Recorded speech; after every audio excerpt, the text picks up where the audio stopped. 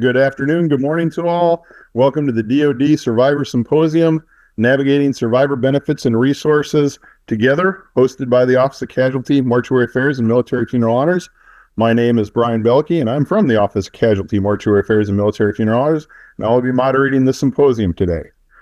First, the DOD Symposium event disclosure, and Mariah, if you can share the slides. All right, so first, the event disclaimer. The presence of links and information in presentations during the Defense Department Survivor Symposium does not constitute endorsement by the Department of Defense. The opinions expressed in this presentation and on the following slides are solely those of the presenter. This meeting is being recorded. During the symposium, attendees will be unable to use their microphones or video. The chat function and raise hands functions are also disabled. Please submit any questions you have in the Q&A box at the bottom of your screen. The panelists will respond to select questions from the Q&A box at the end of each of our 3 topics today, time allowing. Responses to additional questions will also be answered at the end of all briefings at the conclusion of the symposium. A recording of this symposium will be posted on Military OneSource after we're completed, normally in about 30 days. But it is now my pleasure to introduce Ms. Deborah Skillman, the Director of Casualty, Mortuary Affairs, and Military Funeral Honors. Deb, the floor is yours. Thank you. Good afternoon and good morning, everyone, whatever time zone you are in. I'm the Director for Casualty, Mortuary Affairs, and Military Funeral Honors, and I'm very pleased to welcome all of you today to our second DOD Survivors Forum. So welcome. Let's go ahead to the next slide. So this is a 3-hour symposium, and we're very happy to have our survivors and our resources, all of those who provide assistance to survivors present today. So what we wanted to do is just kind of go over all of the updates from DOD, have some really important discussions from our Defense, Finance, and Accounting Service, the Department of Veterans Affairs, and really today we are inviting our Spouse, Education, and Career Opportunities staff to brief you all on what they do. SECO, for those of you who are familiar with that acronym, and that is available on the Military OneSource platform. So we are very pleased that you all are here, and we hope that you will find this informative, and please feel free to ask questions. So the next slide, please. So before I turn this over to Mrs. Barron, we do want to make sure that you put a mark on your calendar for our next Survivors Forum, which is in February of 2025. Again, we're going to be asking DFAS to MVA to participate in those updates. But of course, we're going to be coming into the tax season in February. So we want to make sure that family members tune in to the update so we talk about some tax things before we go into that big important month in April when all of our taxes are due. So now it's my pleasure to introduce Mrs. Patty Barron. She is the Deputy Assistant Secretary of Defense for Military Community and Family Policy. Mrs. Barron, over to you. Deb, thank you so much. Hello, everybody. I'm so excited to see so many people on the call today. For those of you, again, that don't know me, I'm Patty Barron, the DASD of Military Community and Family Policy. And I'm just incredibly honored to be back and with you today for the second, as Deb said, Department of Defense Survivor Symposium. For those of you that attended the inaugural event, welcome back. So the one that was held in June was an incredibly big success. There were nearly 500 people registered, and more than half of them were a part of our survivor community. So that is phenomenal. And now today, you're going to hear about a new series of topics that we hope are going to meet your needs. Experts are going to provide details about some of the programs, services, and tools available from the Department of Defense. And we also have officials here to discuss updates from the Defense Finance Accounting Services and also the Department of Veterans Affairs. All really, really good. For our eligible surviving spouses in attendance, the Spouse Education and Career Opportunities leaders are going to outline several possibilities that are available to you. And they will describe whether or not you're eligible. I would imagine many of you might be. Connecting all of you as a group is super essential for us because we strive to address any challenges you may have with your current situations. We're also recording this, and as was mentioned earlier, the recording will be available in a little while. Again, you're such a vital part of our global military community, and we really, really value your feedback. And we're honored to serve you and dedicated to supporting you through the Casualty Assistance Program and through the Defense Department's Military OneSource platform. So again, Thank you so much for joining us. It's always so good to be with you. Our hearts are always with you and your family. And, there isn't a day that goes by that we don't appreciate the ultimate sacrifice that was made by your service member. So with all of that, I'm going to turn it back over to Deb. Thank you, ma'am. And thank you so much for those comments. So I don't want to belabor this any longer. So we're going to let this go back to Brian, who's going to be moderating this for us. And Brian, so over to our first speaker. Thank you so much, Ms. Skillman and Ms. Behrens. Our first speaker today is Ms. Lisa Valentine, who is a program manager from our Office of Casualty, Mortuary Affairs, and Military Funeral Honors.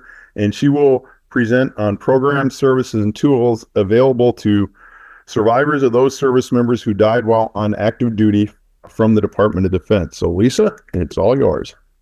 Thank you very much. And so welcome everybody. We're so glad to have you here today. And I'm excited to share all the different platforms that we have with DOD and the services and programs. So we use Military OneSource, and through Military OneSource, you can find all of the different programs and services that we offer. So if you just remember Military OneSource, you can go to your search engine and then access us. And then you can click on that, I am a survivor. And then from there, you'll access all of our survivor tools and programs. So next slide. If you go and you click that I am a survivor, or we also know that we have service providers or leaders that are attending today's event, you can go and see a myriad of different articles and different kinds of topics that may be what you're looking for.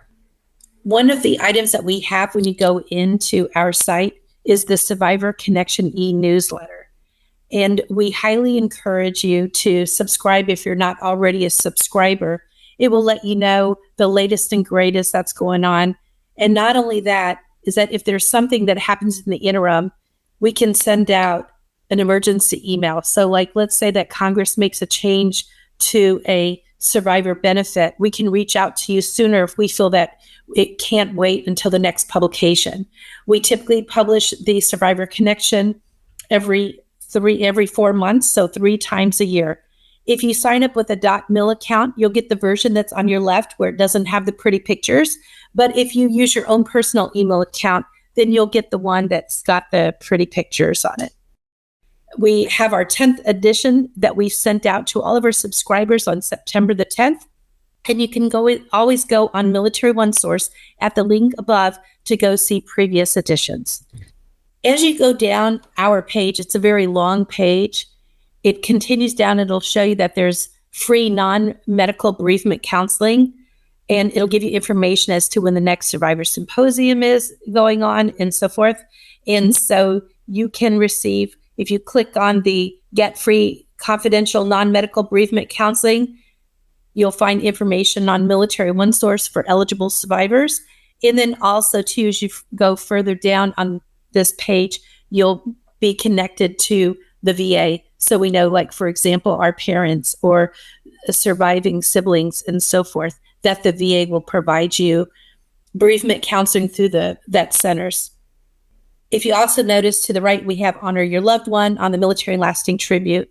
So if you were to click on the Military and Lasting Tribute, this is our digital memorial.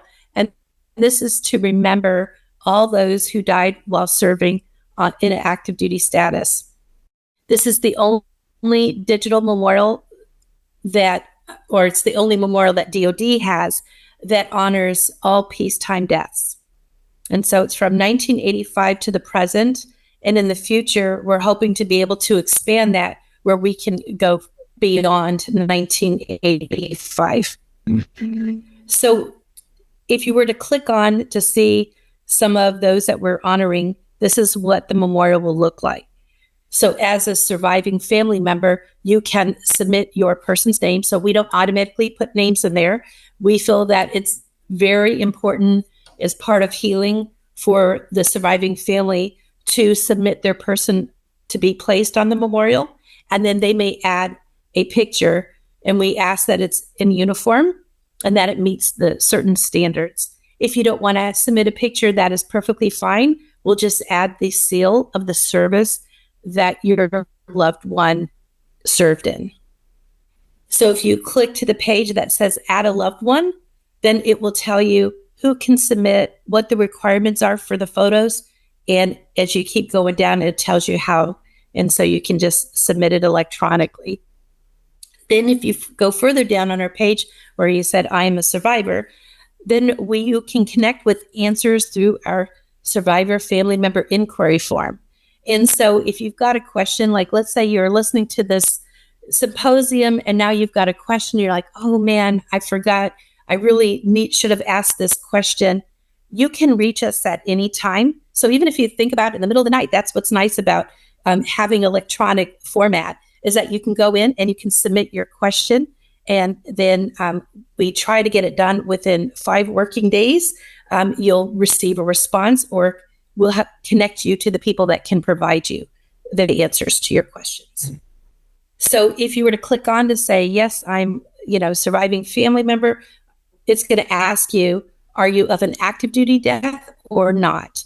If it's not, if it's a veteran death or retiree death, then what it's going to do, it's going to tell you and give you the phone number to the Office of Survivors Assistance with the Department of Veterans Affairs, because they're better equipped to answer VA type questions, whereas we're focused on active duty. And so that's where we need to stick and stay in our lane. And if you notice too, you can click there and it will give you the email address. And so you can write directly to the Office of Survivors Assistance.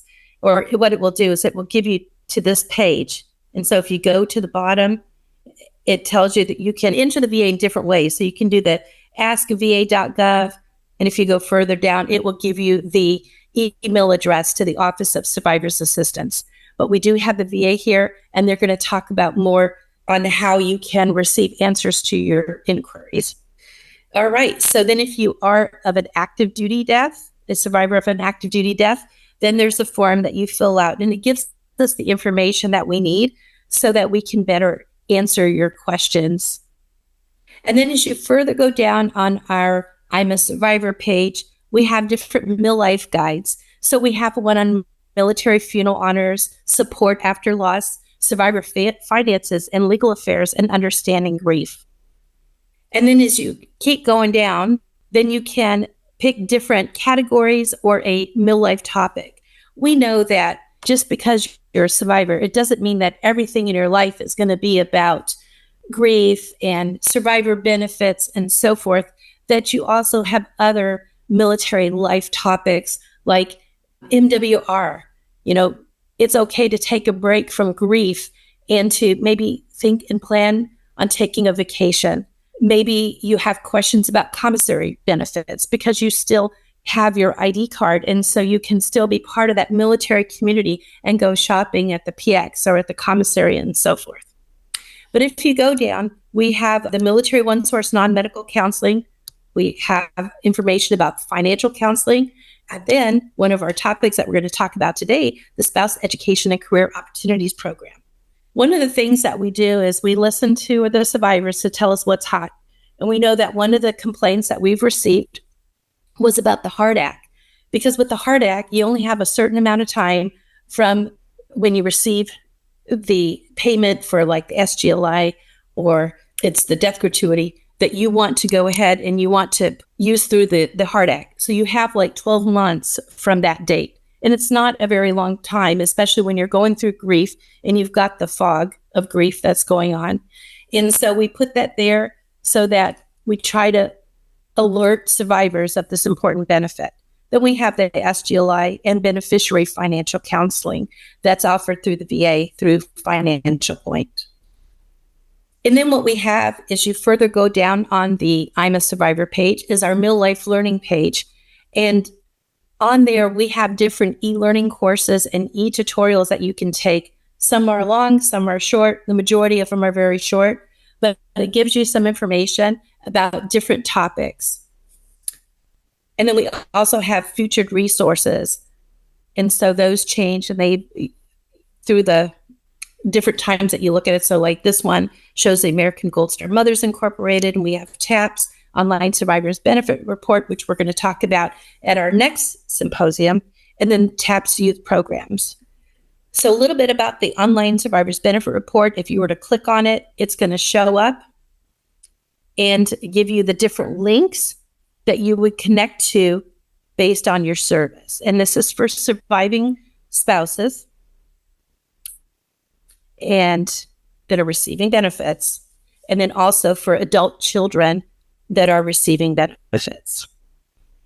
And then these are some of our Mill Life Learning courses for survivors. And what I did is I highlighted the ones in red that I thought if I was a survivor, that it would be most beneficial.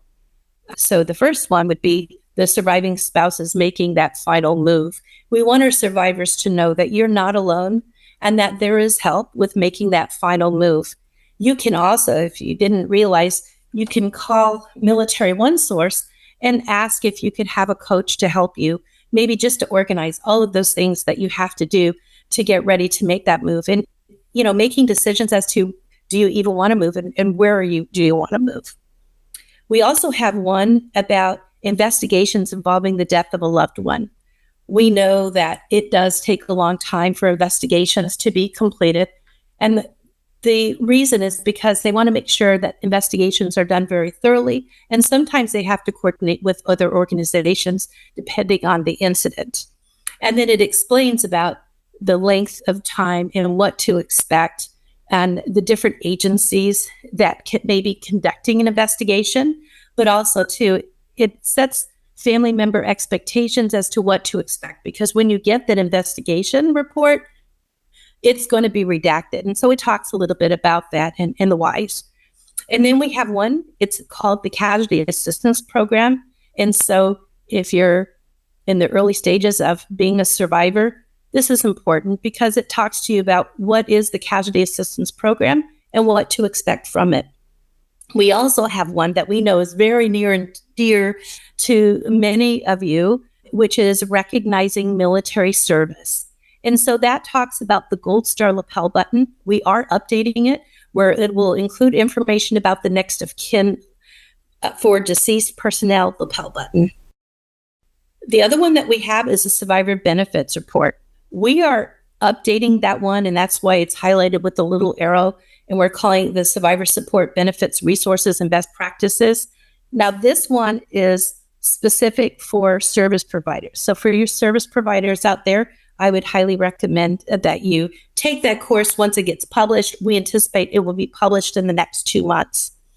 But if I was a survivor, I definitely would want to click on the Online Survivors Benefit Report. And if I had a loved one that died by suicide, I would definitely click on the one called After a Suicide. As a matter of fact, for service providers, I recommend that you put that on your list of things to do if you haven't taken this course, because the truth of the matter is the course called After a Suicide is for anybody who's been exposed to a suicide. It doesn't matter whether you know the person, but if you just heard of their story and their story affected you, then you've been touched. And you really should watch this course and take care of you. It is important that we do post-suicide prevention, and that's what this course is about, because post-vention is suicide prevention. And if you know someone that's been exposed to someone who has died by suicide, highly encourage them to watch this. You never know what's going through someone's mind, and just by that small act, you could save a life. We also have one, it's called Sesame Workshop Courses and Webinars. So if you've got children, and don't be fooled by the name that it's, Sesame Street, oh, my kids are too, old for that, and so forth. Let me tell you, we have a very powerful one about grief with Sesame Street, and it's for all ages. It's for families, and I highly recommend checking it out. We also have one called Making Your Final Wishes Known, and this would be one that I would say for everybody in our audience, that is something to take a look at. This was made with experts as well, and it talks about the different things that you need to keep in mind, things that you need to do with a lawyer, and just gives you the practicalities. It's a very long course. It's about 2.5 hours, but it's one, and like any of our courses, you can take it, take a break, and then go back where you left off and continue on. And what's nice about our course is that you can retake them as many times as you want to. The other one for service providers we have is called After a Suicide, Walking Through Providing Support. It's a very long course, but I highly recommend it. If you're a service provider, you should take this course. I will tell you that our After a Suicide series, we made this with the Defense Suicide Prevention Office and with other experts in post-vention suicide, as well as the Tragedy Assistance Program for Survivors, who's done a lot of research and publishing in this area. We also have, as you continue to go down that page that says I'm a survivor, different products. Some of them you can order, some of them you can open up and print them. And one of them that we have is the Survivor Milestone Trifold, and that we include in the Days Ahead binder. And we do update it periodically. Right now, we're going through an update, and we'll have the new one published. We will also have this available at different events that we attend. We have the death gratuity fact sheet, Survivor's Guide to Benefits, and so forth. But I recommend clicking on the See All Products to see what's available. So when you go to that products list, one of the things that you'll find is that we have the Trevor Remains memory box for children of deceased service members. And so you can even click right on that link and it'll take you right to the product. But this is special for kids. And this memory box provides a place where children can put their little tributes about their loved one. And inside of that box, there is a little mouse. It's Coco the mouse. I was just amazed at how special that little mouse is to children. I had a little boy who was 10 years old that came to the resource center there at a TAPS event that we were in. And he asked, could he have a replacement for his mouse because he's had his mouse for 5 years and the tail was worn. So that it's small and it's something that they could carry in their pocket if they need to just have like a little stuffed animal to hug. And there's also a grief journal in there. There's a book that's called What on Earth to Do When Someone Dies. There's colored pencils that decorate their grief journal and so forth. And there's a little card from Coco the mouse with a video. And we are happy to send this to the child in the child's name. We'll mail it out if the parent gives that permission. So, and this has to be ordered by the family member to make sure of the eligibility. So service providers, we recommend sending your survivors to the products. You can even call Military One Source. If you don't want to go to the website and deal all that, just call Military One Source and they will be happy to put one in the mail for your child. And then as you further go down on the I Am a Survivor page, you'll have the latest articles. And so those move around too. So whatever we feel is the hot topic, that's the latest articles that will go up. And we're always creating new stuff or updating. And then we have additional articles that I wanted to call out. So we have a particular article, it's called Survivor Contacts for Questions and Requests. Because, maybe you've got a TRICARE question. And so we're not TRICARE in the casualty community, but we can connect you to who you need to talk to for TRICARE. So if you're having an issue, or maybe it's with DFAS, so we have DFAS and so forth, but it just gives you that entry point where if you've got a problem that you need help with, you can go through there. And it doesn't stop you from submitting the survivor inquiry. We're glad to help through that way as well. We also have a new brochure. It's called Funeral Planning for Arlington National Cemetery, because there is a wait for burial there, and it explains all of that, and it explains the different steps in eligibility. We also have an article about the Arlington National Cemetery or the ANC Explorer app, and if you have your loved one buried at Arlington Cemetery, what's really nice is that you can go onto that Explorer app and you can pull up your loved one's grave and you can see their marker. Also, too, it's an education program and it gives you information, and this is for all generations. So if you've not seen the ANC Explorer app, I recommend checking it out. And it's free to download on your phone. You would just go to the store and download that particular app. As you further go down on our page, you'll see that there's information about the Gold Stars. So we have a little commercial that plays. It's about 59 seconds. And I will tell you that we are still required by Congress to define Gold Star survivor and Gold Star family. And so that is still working. And if you're interested in providing your comments, it will be eventually posted on the Federal Register. I can't tell you when, but I can tell you that if you sign up to receive the Survivor Connection, you will receive an email once it's posted, giving the opportunity for you to provide public comment. I also highly recommend learning about the history of the Gold Star. And so we have, through our e-learning, which I told you about earlier, the course about recognizing military service. And so I recommend checking that out. And then we even have more survivor topics. So if there's something that you're looking for, chances are we may have it. And if we don't have it and you think we should have it, we would love to hear from you. And you can do that through the Survivor Inquiry Form. We also have different interactive tools and services. We have from financial counseling, we have the military tax, MilTax, which provides free tax services for surviving spouses. And they also provide services if you're trying to close out your service member's last final tax form. And we do understand it can be very complicated depending on the situation. There's also language services. So let's say that your loved one died overseas and you have a death certificate, or maybe it's an autopsy report or a medical report that's in a foreign language, and you would like to have that interpreted.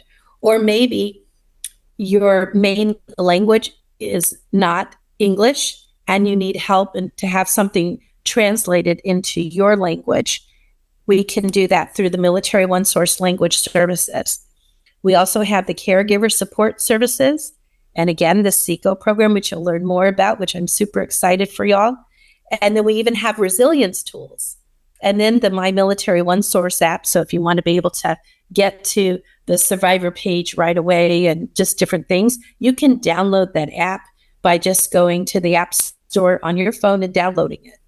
Then we even have one interactive tool and services, which is called Chill Drills. I found that very helpful when my son died. It just seemed like just the basics of breathing and just trying to calm oneself, especially in the early stages of grief. I found that very, very helpful. And I learned from my therapist that if you can just breathe, then maybe you don't have to take that pill to be able to sleep at night because your brain just won't shut off. So I recommend checking that out. And so this is a little bit more information about the free meal tax preparation for eligible survivors. And you don't have to remember all of this stuff. If you just go onto the Military One Source platform and you can go into the, question, what are you, the search tool, it will provide you the different tools that are available. So you just put in whatever topic that you're looking for. And then we have different webinars. I think some of these webinars can be most beneficial to some of you. One of is the Online Survivors Benefit Report Overview. We even have one that we did with DFAS, which talks about the 2023 changes to the Survivor Benefit Plan.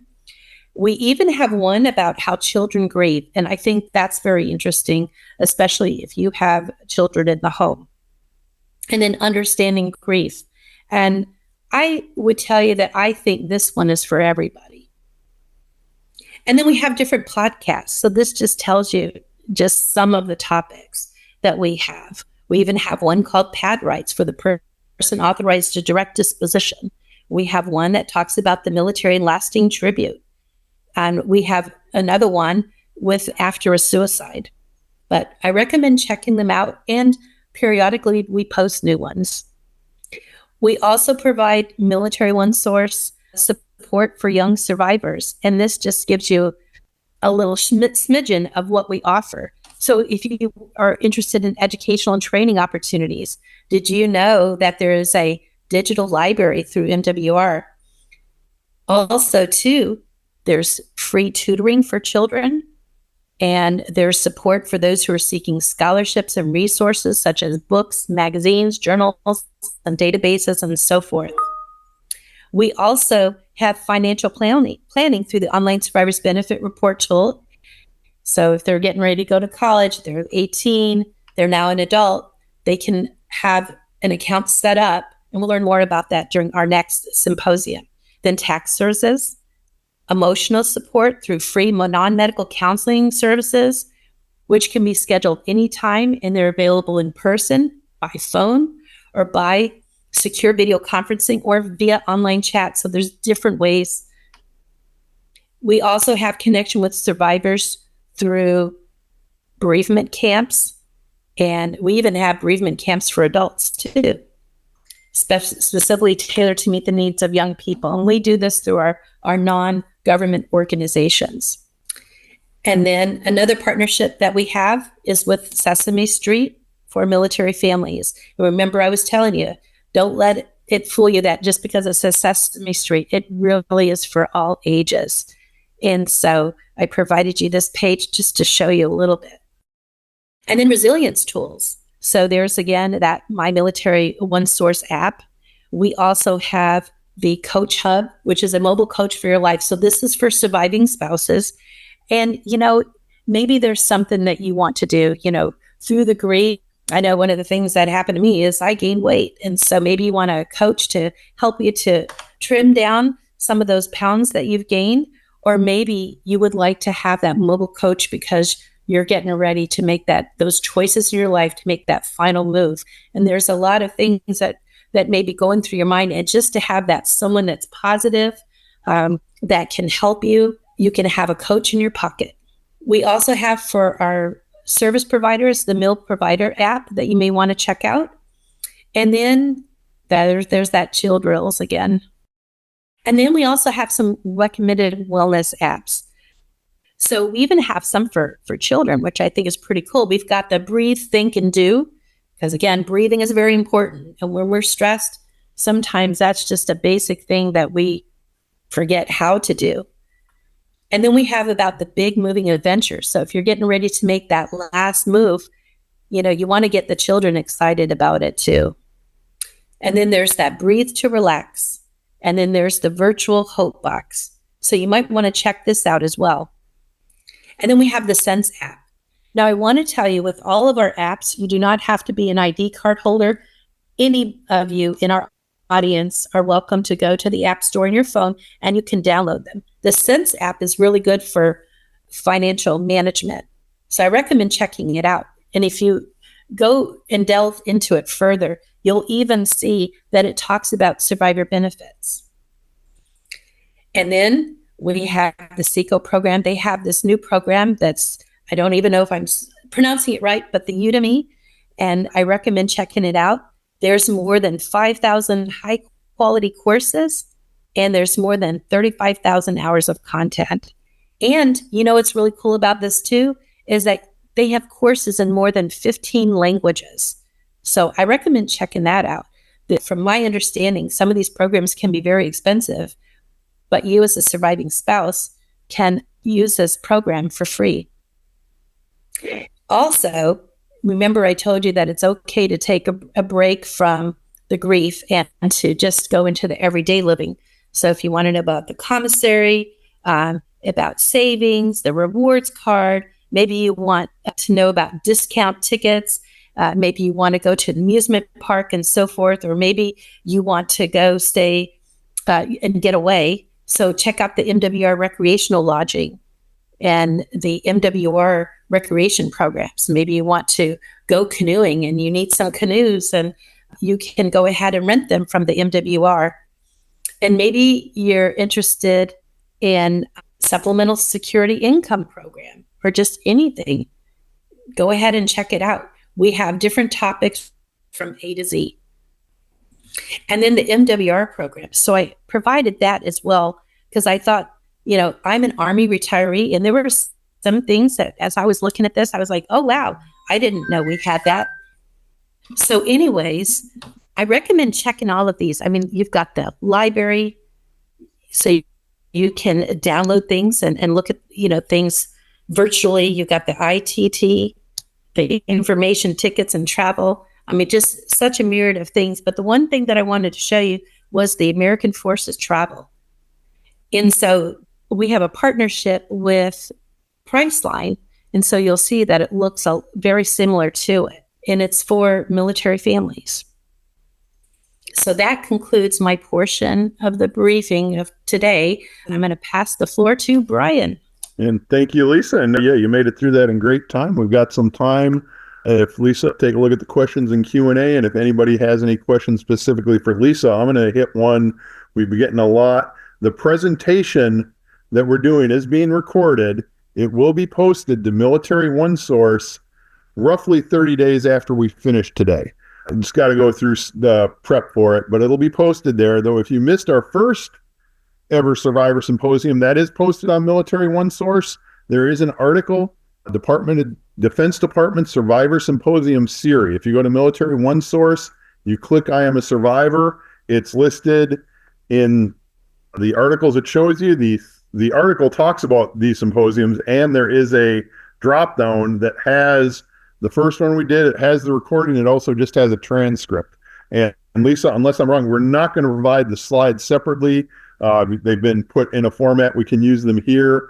If you are a service provider, you can contact us for information you're looking for, but we're not going to send the slide deck out after this, but the recording will be available. Correct. And we do have a question, Brian, we have from our audience concerning our digital memorial. And they said for service-connected deaths and that you're not able to add a loved one. And the reason being is because we're the Department of Defense. We have no way to verify a veteran death, and that is through the VA. But the VA has a very wonderful system. They have the Veterans Memorial Legacy.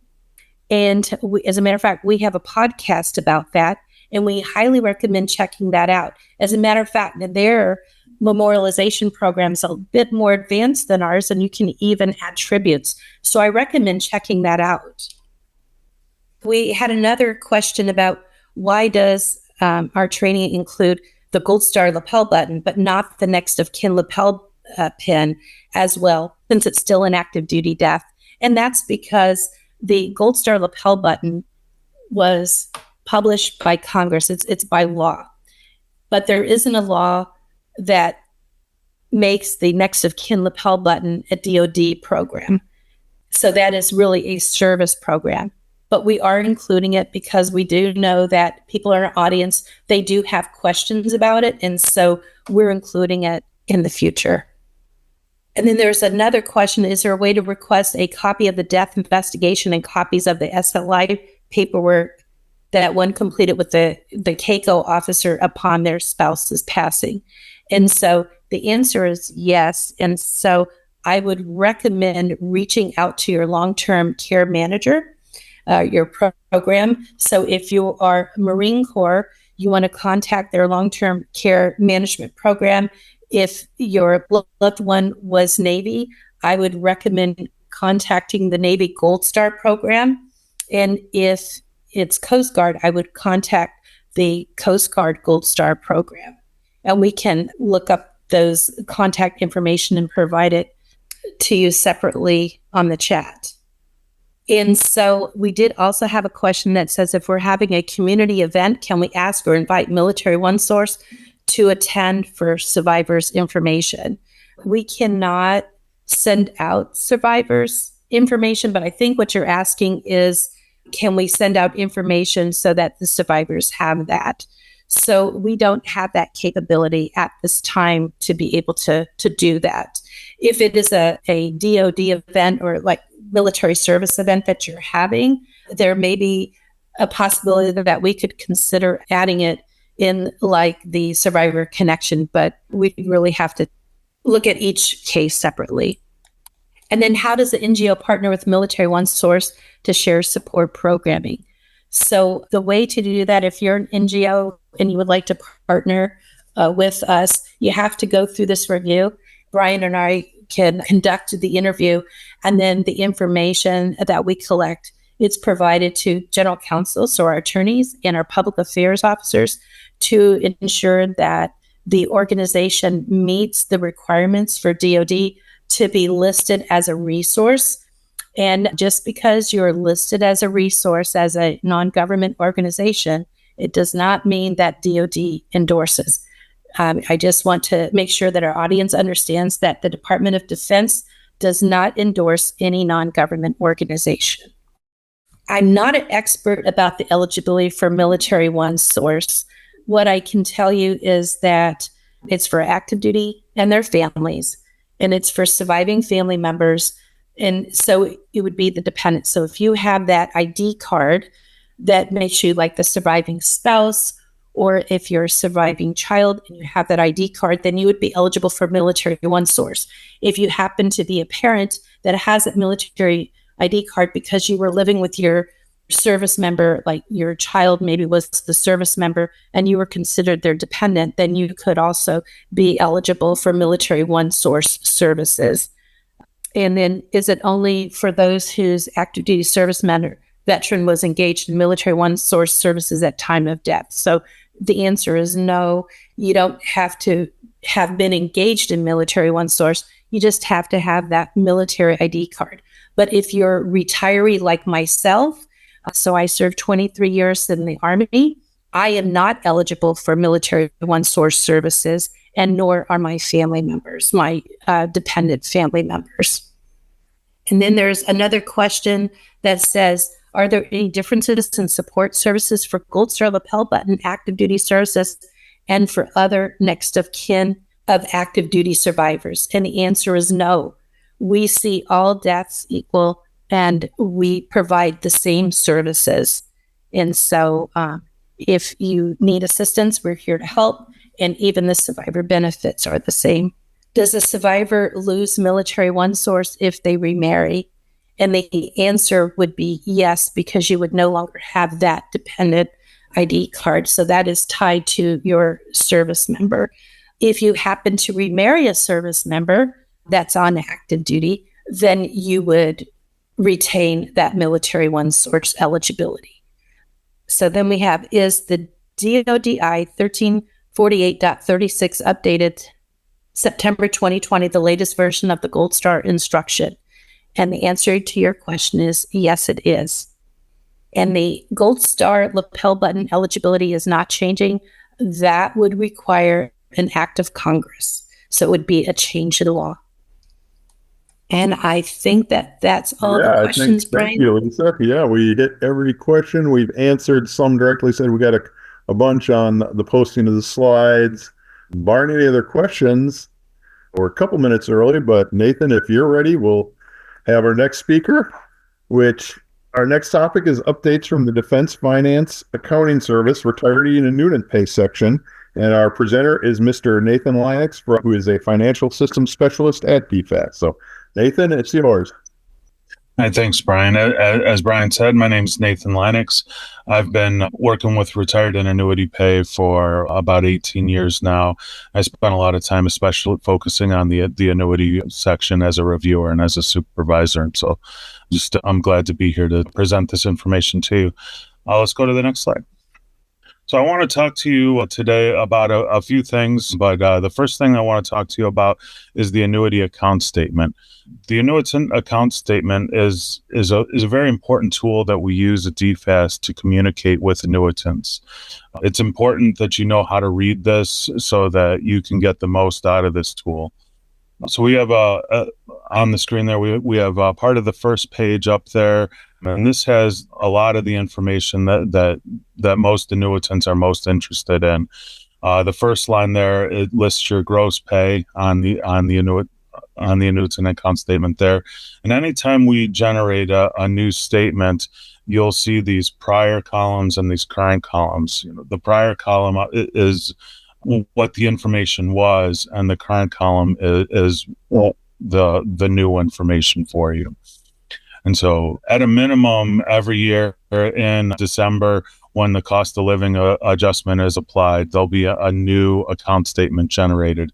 If there's no changes to your pay, there's no new account statement generated. So if you request one, or if you see one on my pay, the date on it will be the last time something changed. Moving down there, the next section down is the offset line. The offset line will be mostly blank for everybody. In the past, a long time ago, we used to offset the survivor benefit if you receive Social Security, but that's been gone for a long time. And most recently in 2023, we also had the dependent indemnity compensation, or DIC, offset removed. And so if you have something in this line, I would recommend calling the customer care center just to make sure that you understand what that offset is there for. But like I said, for the most part, that section will be blank for all annuitants. Then the next section down on there is for deductions. The deductions are regular monthly reductions in your pay. The most common one is federal income tax. The amount of federal income tax that you have withheld from your pay will be listed there. Another one that you might see is if you have a debt for some reason, the debt amount would be listed there as well. And then at the bottom of that section, the line that people always want to see is what your net pay is going to be. And that current amount and that net pay line is the amount that we're going to deposit into your bank account, or if you're still getting a paper check, that's the amount that will be on the check. So the information that we just went over, that's the information that people are generally most interested in. But there's a lot of other information on the annuitant account statement that I would recommend that you look at every time you get one. This is in the top right corner of it. There's a box that's called Other Information. This will have the date that the statement was generated. That's important. Like I said, if it's been a while, if the only change you had this year in 2024 was the cost of living adjustment, that date, that December 14th date, that's the date that will be on your annuitant account statement. The payment date is the next date that when the statement was generated. That's the next statement that will be affected by that. Then we also have the annuitant and the retiree's social, just the last four digits listed on the annuitant account statement. And then moving down into the tax information, we have your tax status. This lets us know how much money to withhold from your pay for federal income tax. We don't give tax advice. If you want to know what to enter in that section, whether married or single, or file, how many exemptions to put in there. If you just want a flat amount withheld, you have to talk to a tax professional and let us know what you want withheld there. But the amount of your tax status will be listed in there. And that bottom, the current taxable amount, that just lets you know what the monthly amount that we apply the tax to. So near the bottom of the first page, you'll also see a section that says messages and explanation of changes. This section is very helpful as it provides a narrative about the changes that were made to your account. This section will also have information pertinent to your account. So please read this section each time you get an annuitant account statement to be sure that you're getting all the information that you need about what's going on with your annuity. And at the bottom of the first page, we also have your mailing address and your payment information. It's really important to make sure that we have both of these pieces of information correct. Sometimes if you move, the post office can forward the annuitant account statement that we mail to you, and so you'll still receive it, but we might have an older address on file, and that would be what's listed at the bottom. If it is old, we definitely go out and update that so that we have your current information. We also have your bank information on there. It just shows the last four digits of the account number, but just if anything changes with your payment information, obviously you want to let us know as soon as possible so that we get your payment to the right bank. Because obviously we can't pay you if we don't have your current banking information. Page 2 of the annuitant account statement has all the ways to contact DFAS on it as well. Ask DFAS, and I'm going to talk a little bit more about Ask DFAS in a few minutes, is the quickest way to send us documents or forms and like I said, I'll be talking a little bit more about that in a few minutes. Also, MyPay is the best way to manage your account on your own. you can make a lot of different changes on MyPay. You can update your mailing address, your payment information, your tax status. You can, if you have to certify through your annual certification to maintain your eligibility, that can be done through MyPay as well. And then we also have our phone numbers listed on the annuitant account statement. You can see them there as well. And if you're old school, you can still fax us or send us information through the mail. And our fax number and mailing address is on the screen. It'll also be on the annuitant account statement. If you have any questions about the annuitant account statement, just put them in that Q&A section. Then either me or I have a couple other people from RNA on the call that they can answer those questions as well. But let's talk about Ask DFAS. Ask DFAS is a great tool that we've been spending a lot of time making sure that it's just improving the way that it looks and the way that you can go out there and use it to improve your customer service experience. Ask DFAS is the best way to send in a document. Like right there, it's what can you use Ask DFAS for? Uploading forms to us.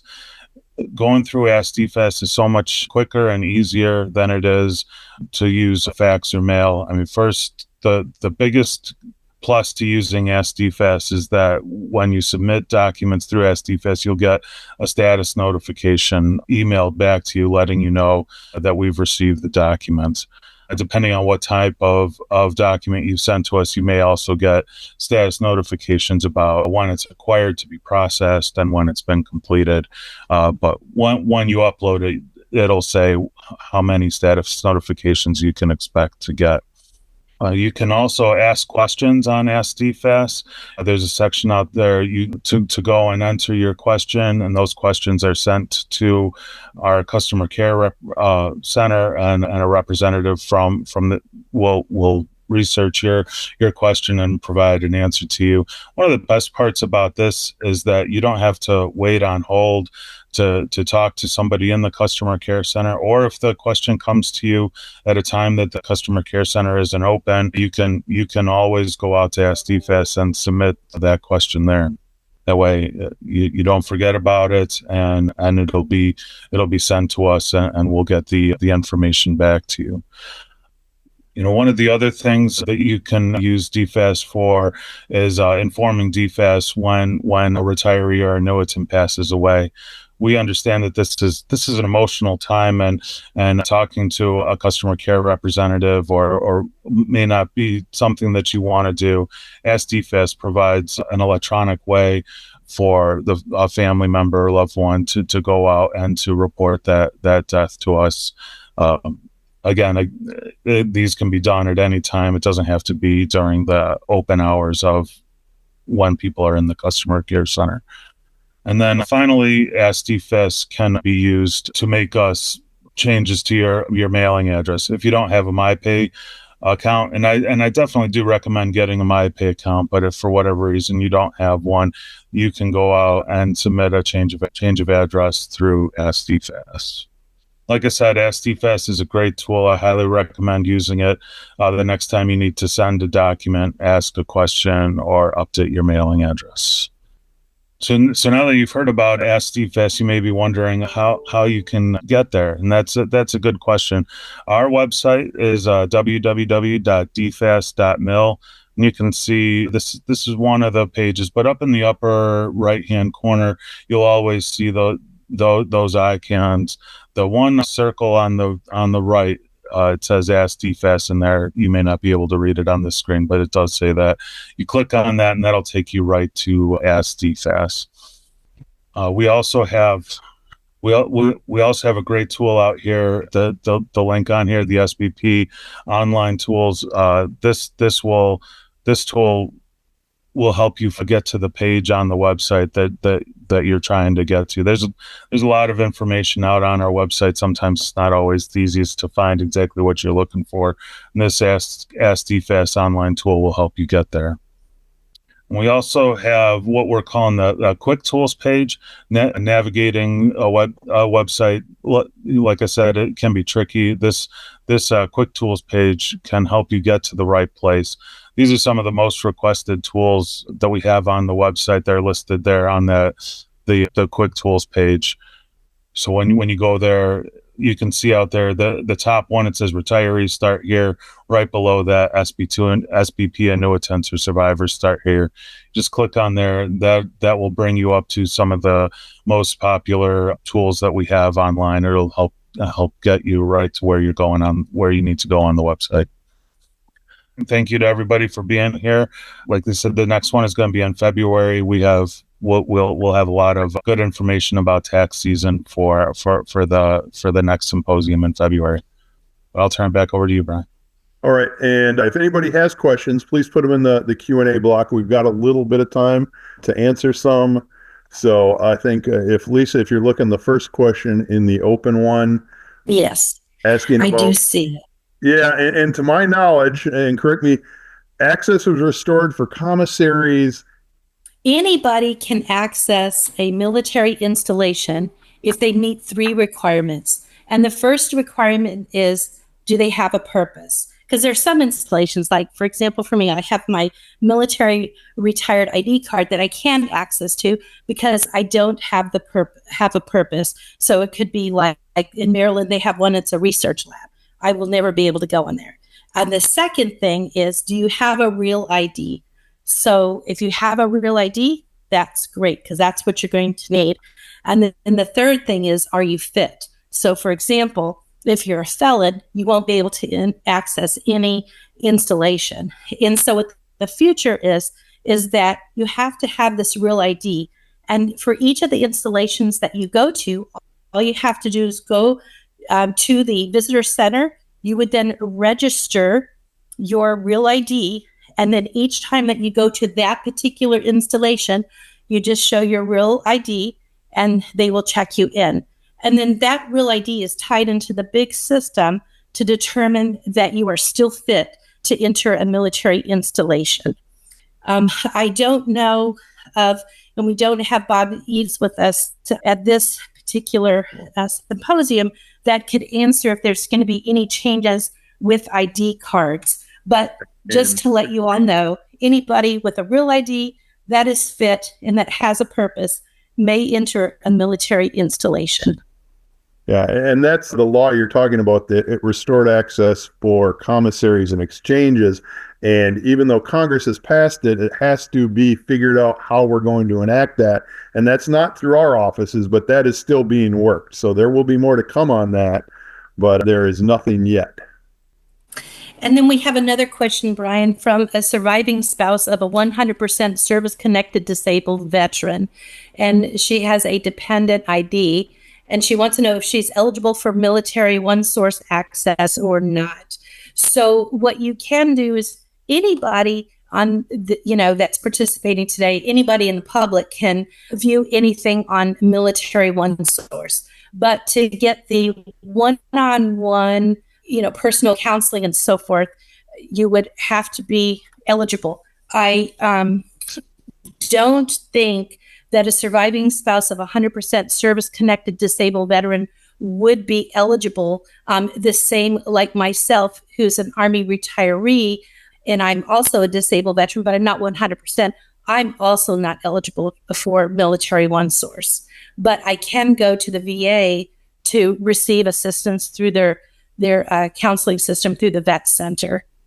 And then restored access to commissary for who specifically? Mary, we're not really the ones to talk about that.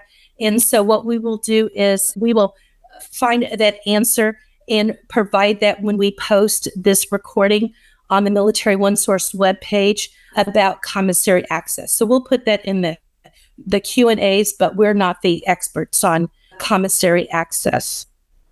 We'll press ahead with our next speaker. Thank you all. And again, you can post any questions in the Q&A and we'll get to them as time allows. Our next speaker will be from the Department of Veterans Affairs, Office of Survivor Assistance. We do have Miss Ann Duff, who is the Director of the Office of Survivor Assistance. And I don't know if he's online, but her backup is Scott Bell, who's a Program Analyst in the Office of Survivor Assistance.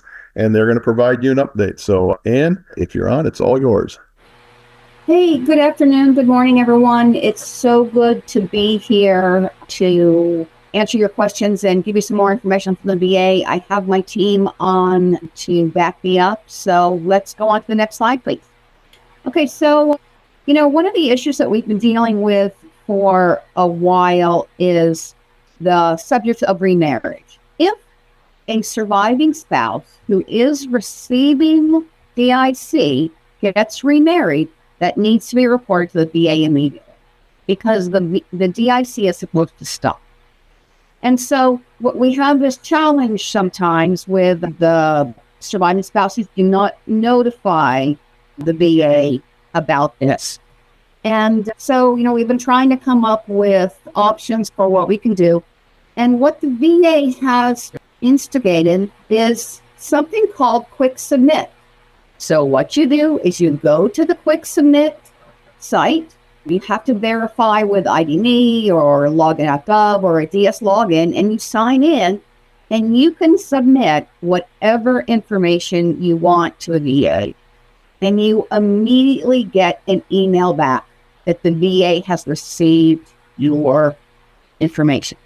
And this is really important because a lot of times with remarriage, let me go back. The VA only sends out a remarriage verification that you have not remarried every 7 years. So let's just say, and I'm going to make up some dates, you were awarded DIC in 2010. You won't get another verification from the VA until 2017 asking if you have remarried. So if you got remarried in 2011, you have likely been overpaid for 6 years. And 6 years times 12 months of DIC is a lot of money.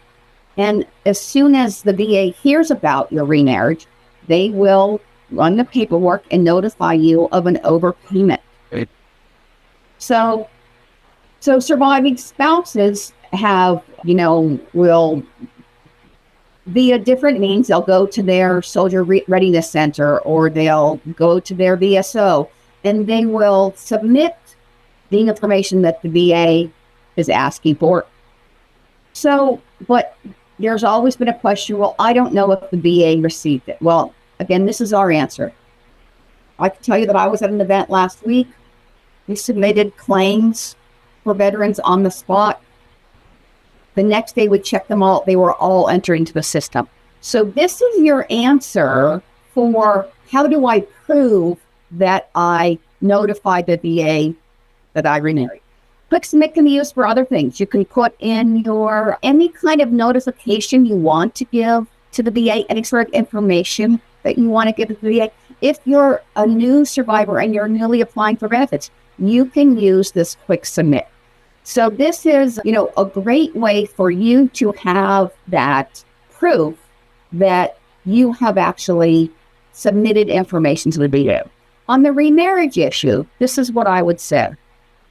If you remarry and you've notified the VA and you've gotten your Quick Submit receipt or some other receipt, and 3 months later you're still receiving your DIC, you should contact the Office of Survivor Assistance because that should be worked through the system within 90 days.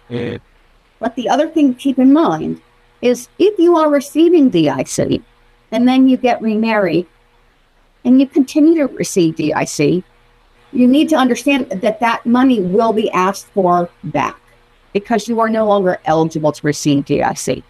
So, we love this Quick Submit. It's very, very easy to use. You can drag files in, you can just load them up. But I think this is a great solution the VA has come up with for many things. So I'm going to stop there and see if there are any questions. And if you can see the questions in the Q&A block we had, think of this as a few verification of marriage every 7 years. Does this happen after age 55? It does not, because after you're 55, we don't care if you get remarried.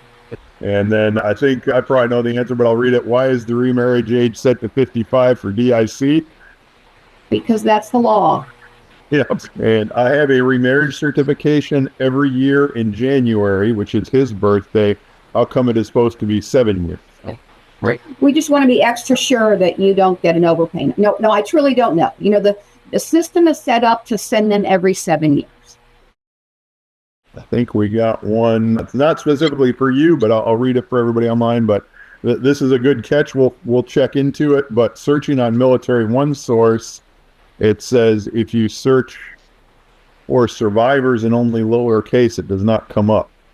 So we will look into that. That's a good catch if that is stopping people from finding the information. Okay, so if there are no more questions about this quick submit and the remarriage, we'll go on to another challenge that recently has come up. So in 2017, the VA system of record updated. Prior to 2017, if a surviving spouse remarried but still had dependent children, or if the mother of the child was not married to the veteran at the time of his or her death, the system would allow the VA to just allow that payment. In 2017, there was a change to the system, and it actually was more related to veterans and veterans who possibly, due to whatever their service-connected disabilities were no longer able to manage their finances. So there was an update to the fiduciary system. And starting in 2017, it was no longer assumed that, the remarried surviving spouses or these survivors who were the parent of a child of a veteran that they were not married to. It was the law requires us to set up a fiduciary program. So the system update went into 2017. And in 2000, we were audited by the IG, and they realized that not all of the individuals in this situation, and like I said, it's remarried surviving spouses who have dependent children, it's parents who were not married to the veteran at the time of his or her death, and potentially someone who's fostering a child or grandparents of a child. They were caught into this fiduciary update. So then, after 2017, whoever the child is living with, the child needs a fiduciary to handle the benefits they're getting from the VA. So again, I said they audited in 2020, and there were a lot of people who did not have the fiduciary appointed. So the VA has slowly, over the past couple of years, been updating these records individually. Last month in September, they did one final sweep, and it turned out that there are 999 people in this situation, and they were sent a letter saying that a fiduciary would need to be appointed for their child. I understand that this caused a lot of churn, and I truly apologize on the VA's behalf for the timing of this. But people have asked, what does this mean?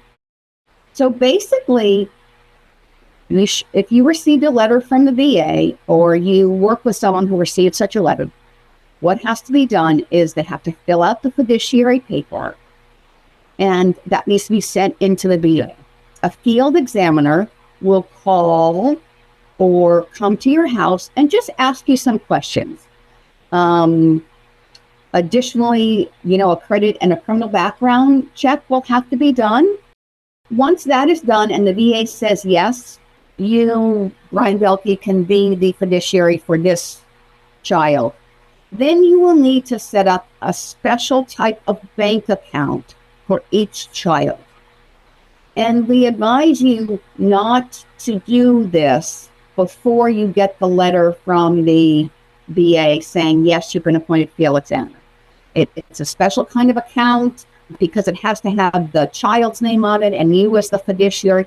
And there are all sorts of rules that the bank is aware of about these kind of bank accounts. Once that process is all done, and it can take 3 to 4 weeks from the time you get that letter and start the processing to the time that those accounts are set up for the children. Once that happens, the fiduciaries are required to provide regular fund usage reports to the VA. It's technically once every 2 years. There's a form that you can you can do that. And additionally, the VA can ask for an accounting record for a 3-month period of time just to verify how the funds are being used. There is a VA fiduciary guide. There's a link to it on the slide that has additional details and information. We're trying to put together a question and answer sheet that we can get out to, the SOS coordinators and the CARs and everyone who works with the survivors, because even though the VA did the sweep and found all the old ones, this will continue to happen as a surviving spouse potentially gets remarried. Because again, going back to that quick submit, if a surviving spouse gets remarried, then now that fiduciary requirement kicks in.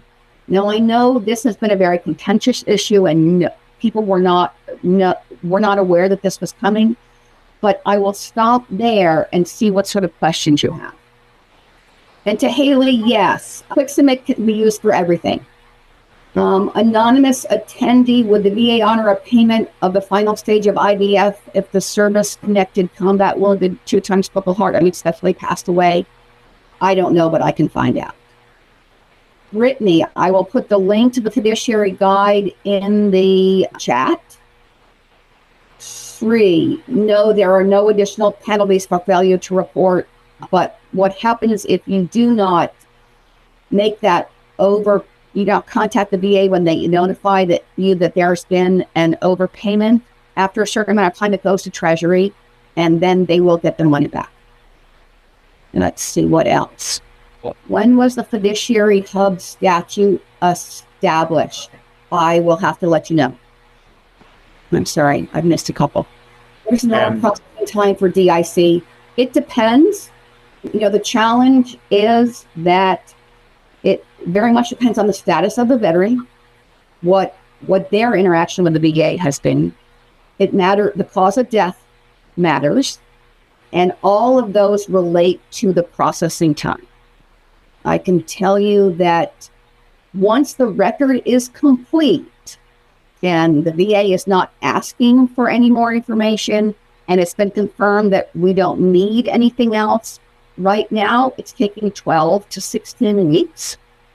But, that is once we know everything has been received. I will tell you that I've been in the records all week answering questions, and I have seen several that have been approved automatically without the surviving spouse even applying.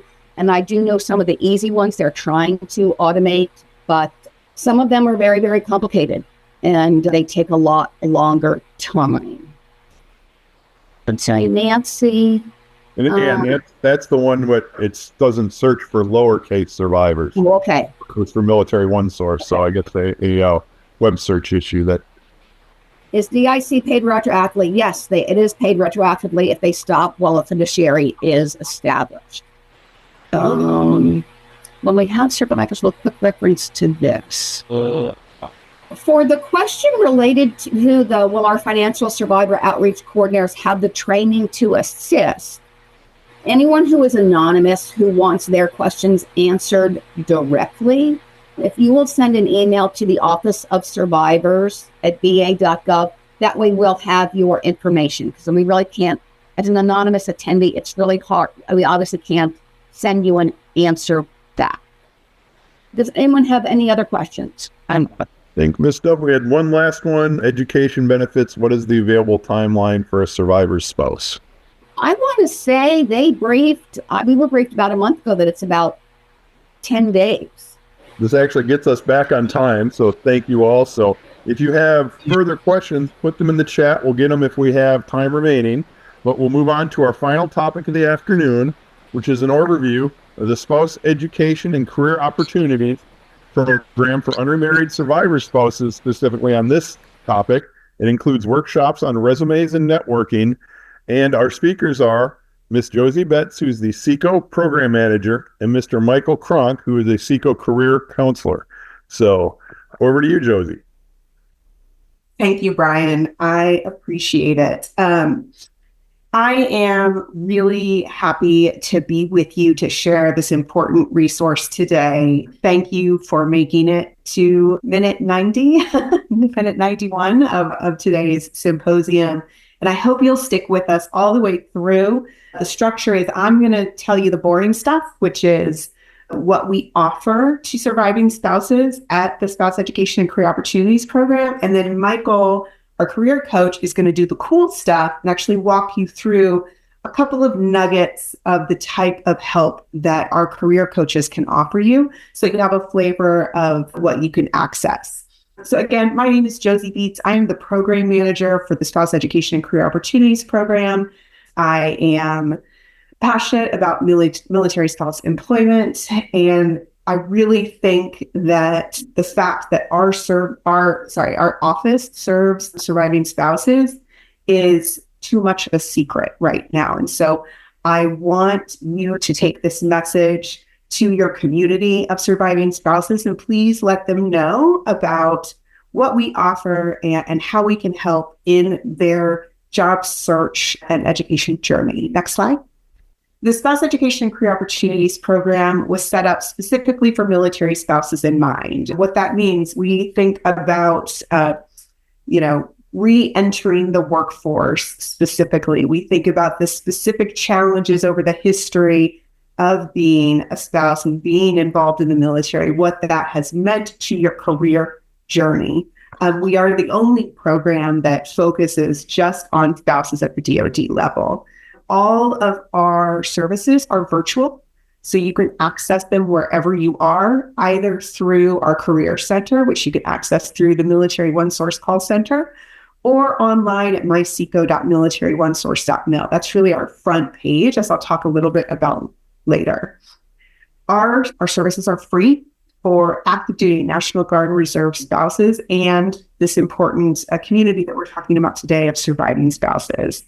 We offer the gamut at any level that you're at, whether you're just looking for entry-level work, whether you're looking to go back to school, whether you're looking to your mid-career or you just want to take a pivot, we can help you do that. I love what I do, but I still sometimes wonder what I'm going to be when I grow up. And so I love the idea that we can start from there with you, or we can start wherever you are in your journey. We do provide those resources, directions to places where you can get that education and training. We are there to make sure that you are ready to enter the workforce and have all the tools you need. And then finally, we make that connection between military spouses and employers who are looking to hire them.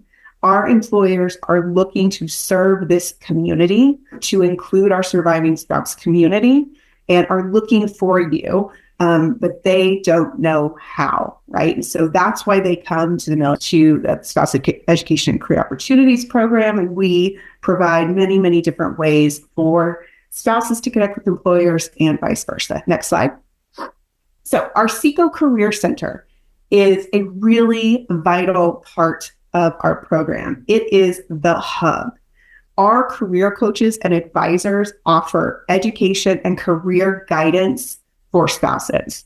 How you access them, it is through the Military OneSource call center. You call in to that Military OneSource number, and they're going to shift you over to the Spouse Education and Career Opportunities Program. How do you do that? You don't even have to ask for SECO or the SECO Career Center. You can say, I need help with my resume. I'm looking for an entry-level job. I'm looking for work and I don't know where to start. And they're going to shift you over to us. Every one of our career coaches has a master's degree, 4 years of experience, at least in education, career, or employment coaching, and at least one national certification in workforce development, career counseling, what have you. We want to provide high quality services. And so we make sure the folks that you're going to interface have that high quality of preparation. When you first call into the call center, you're probably going to talk to one of our career advisors, and their job is to have a 5 to 10 minute conversation with you to sort of point you in the right direction. The career advisor will work with you to schedule an appointment with that career coach. So you may not be able to talk to that coach that day that you call in, but we're going to get you a time for a 45-minute one-on-one career coaching session with one of our highly qualified career coaches. We also have a live chat feature on MySeco. I'll talk a little bit about the website later, but the link, it will be on my final slide, but it's myseco.militaryonesource.mil. And you can go there and even do that in the live chat. I don't know about you, but sometimes I don't get excited about thinking about calling into a call center. That said, our Military OneSource call center and our SECO call center are very highly rated. You're not going to have to wait on hold. You're going to get connected and talk to a real person immediately. So what do our career coaches do? They help assess your skills. They clarify those career goals, that what do I want to be when I grow up? They help you maximize that job search. And I think most importantly, your career coach can be your career accountability partner. No matter where I've been in my life, when I've been looking for a job, it can be a lonely experience, and your career coach is there to make sure that they're walking that path with you and that you don't have to fight this fight alone. So please reach out and schedule time with our career coach. Next slide. One of the things our career coaches do is our career coaching packages. These are ways to open the door into the conversation with a career coach. Again, one of the things that I find most terrifying is the blank page. I do a lot of writing in my job. I love writing, but I love writing when I have something already on the page. And so I say all that to say sometimes I don't know where to start. And so that's why I love our career coaching packages.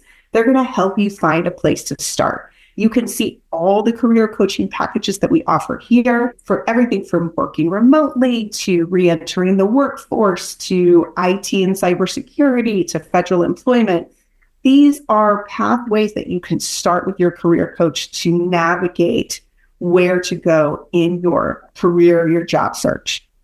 That said, every single session you have with that career coach is individualized to you and the conversation you and that career coach are having. And so don't think that just because you're in the IT information technology package that you can't also talk about working remotely or what it means to start entrepreneurship or getting into education, that sort of thing. Our career coaches are going to tailor that conversation specifically to you. Our three most popular coaching packages, just so you know, are our career pathways package, career readiness package. Both of those are sort of, a little bit of just how do I start? And then also our working remotely package that offers a lot of flexibility for a lot of spouses looking for work. And everyone in our lives these days is a very attractive package to help you navigate that process. Okay, our MySeco website. I like to think of this as our front door. As an all virtual program, we don't have an office that you can walk into. So our website is our office. Welcome to my office on myseco.militaryonesource.mil. We have so many tools, interactive articles, resources there for you to tap into. I'm going to talk a little bit about them, but I know I do want to bring your attention to, in the chat, Mariah has put an email address, right? And so for our surviving spouses, because of the way our system is set up now, we just have to take one extra step to get you set up. And so you will email that email address. If you have any issues logging into MySeco, email that email address. That comes directly to me and the three other folks in the program office. And we are going to get that to our technology team so you can get set up with that account and log in to myseco.militaryonesource.mil and access all of the tools that I'm going to talk about. So, number one, our MySeco profile and resume upload. Every spouse who logs in gets a profile. This profile is think of it as your LinkedIn profile, but within the SECO experience. And all of our employers that are part of the Military Spouse Employment Partnership, that I'll talk about in just a moment, have access to those profiles, and they can search for you. And so this past fiscal year, which just ended at the beginning of October, Happy New Year, we had employers doing 28,000 candidate searches. And if you do not have a MySeco profile, you were not in that number, as they say. So it's a great way to put your job search on autopilot.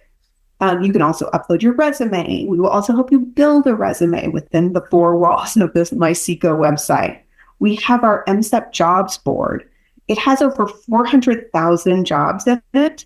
The key part here is they are jobs from our military spouse employment partnership partners. And not all 4,000 of those jobs aren't just for military spouses.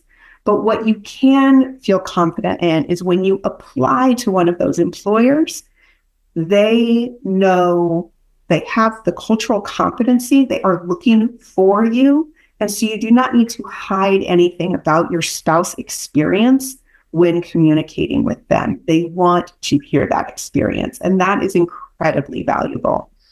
If you're going to do anything on MySeco, email us at the long, scary email that we shared in the chat, and then go and register for Udemy and or FlexJobs. Udemy is an on-demand training platform. They have this number here says 35,000 hours of content. Actually, the last time I looked, I think it was like 75,000 hours of content on everything from CompTIA certifications, Spanish for beginners. I'm a nerd, and so I'm taking an art history class on Udemy, which is not professional development, but something I've always wondered about. It's a great resource for free training, right? And so typically you have to pay a subscription fee for that. The DOD Secret program is going to provide that to you for free. You can also register for a free 1-year subscription to FlexJobs, which is all remote and virtual gig work.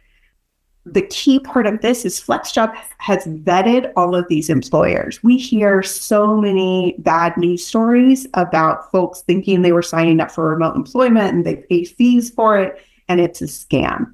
Everything on FlexJob is vetted. Every employer is vetted. And so it's a really great resource if you're looking for that flexible work experience. There's also career assessments. One public one on MySeco is Tradeify. For some of our others, we're going to ask that you engage with that Seco career coach so they can help you walk through the results. But it's just a really great resource. A little bit more about Udemy and FlexJobs. I just wanted to show you how our community is using it, right? And so these are the top 5 courses, I think, from last quarter, not the most recent quarter, but they're kind of always the same. Sometimes Spanish for beginners is number 1. Sometimes Python drops down a little bit. But these are the kind of courses that the people engaging with Udemy are taking. At the same time, you can see some of the types of job categories that spouses are searching for on FlexJobs. This is just an example of what you can access. Our military spouse employment partnership is one of our marquee programs, something we're really excited about. It continues to grow. It was started in 2011 with, I think, 50 employers who signed up to support military spouse hiring. And I think March of this year, we are at 850 employers dedicated to spouse employment. They're not just looking to, bring spouses in the door, but they're looking to retain and promote as well. They recognize the resiliency that the spouse community brings to corporate America. So we're really excited to be in partnership with them to improve military spouse unemployment. It's not just the Walmarts and the Comcasts and the Amazons of the world. We actually opened the aperture up last year to include small businesses. We know they are the engine of the American economy. And even if they're only hiring one spouse a year, that makes a big difference for that small business and for that spouse. And so we're really excited to see that recent expansion. And they have jobs at every level. If you're looking for, a call center entry-level job, they have those available. If you're mid-career and are looking sort of for a management position, more leadership, they have that as well. People have been hired through the MSEP program, every level of position to include, C-suite leadership positions. So it's an incredibly wonderful resource. Like I said, if you have a profile, those MSEP employers can see that. Not to cast aspersions on my home here at DOD, but like sometimes the DOD is not known for its great social media presence. I'm really proud of our social media presence. It's one of the places that you can find the most up-to-date information, not just on what we offer, some of the events that we have.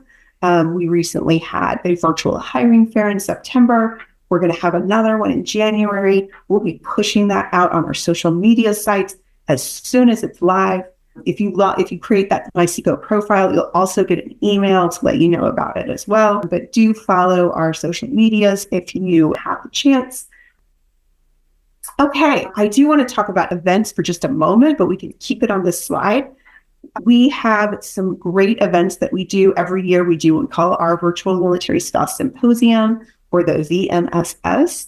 I wanted to talk about it because it's one of those things that you can go on myseco.militaryonesource.mil and actually search for Virtual Military Spouse Symposium, and you can see all of our past videos from the VMSS. And so this past year, we did it in May. And so you can go and look at sessions about remote employment. You can go and look at sessions about, updating your resume. You can look at and search for, or you can watch a panel of the experience of employers and how they look to hire military spouses, what they're looking for in our resume. It's a great, great resource and is one place to start. But with that, I'm most excited to hand it over to my colleague, Michael Kronk, one of our amazing career coaches, who's going to walk you through, just demo sort of some of the information we have. Hopefully, we still have some of our, not just our spouses, but our family members as well. This is great information for everyone, but this is just a little taste of what you can access through the SECO Career Center and from our career coaches. So with that, I will hand it over to Michael. Thank you for that warm introduction. I did see a few questions come in from our attendees, so I think those are going to be great ones for you maybe to address while I'm kind of getting us started with some of the content. Let me take that. So Nancy asked, is SECO available for veteran service-connected survivors? So unfortunately, we are not, based on our funding. What we do, but we understand that the veteran community that is very, very important. So we are not going to leave you hanging. What we have is what we call our Spouse Ambassador Network. And it is a group of military service organizations and veteran service organizations that serve military spouse employment. And they offer many of the resources that we offer at SECO, but specifically for the veteran spouse community, including the surviving spouse community. And so what I'll do, Nancy, is I'll drop in the chat while Michael is presenting a link to our Spouse Ambassador Network partnership page. And you can see some of the organizations that you can reach out to get some of that support. Let's see. Tori asked, would a surviving spouse be eligible for SECO if your spouse died while activated National Guard? When it gets into specific instances, I don't want to speak out of turn. So what I'm going to say is if you email that email address that's in the chat, I will get you an answer on that. I think it's going to align with a little bit of what Lisa talked about earlier. If you've got that spouse ID card, then you are going to be eligible. I see an ask for the number for SECO. It's the same number that you would call for Military OneSource. But again, I'll be sure and drop that into the chat.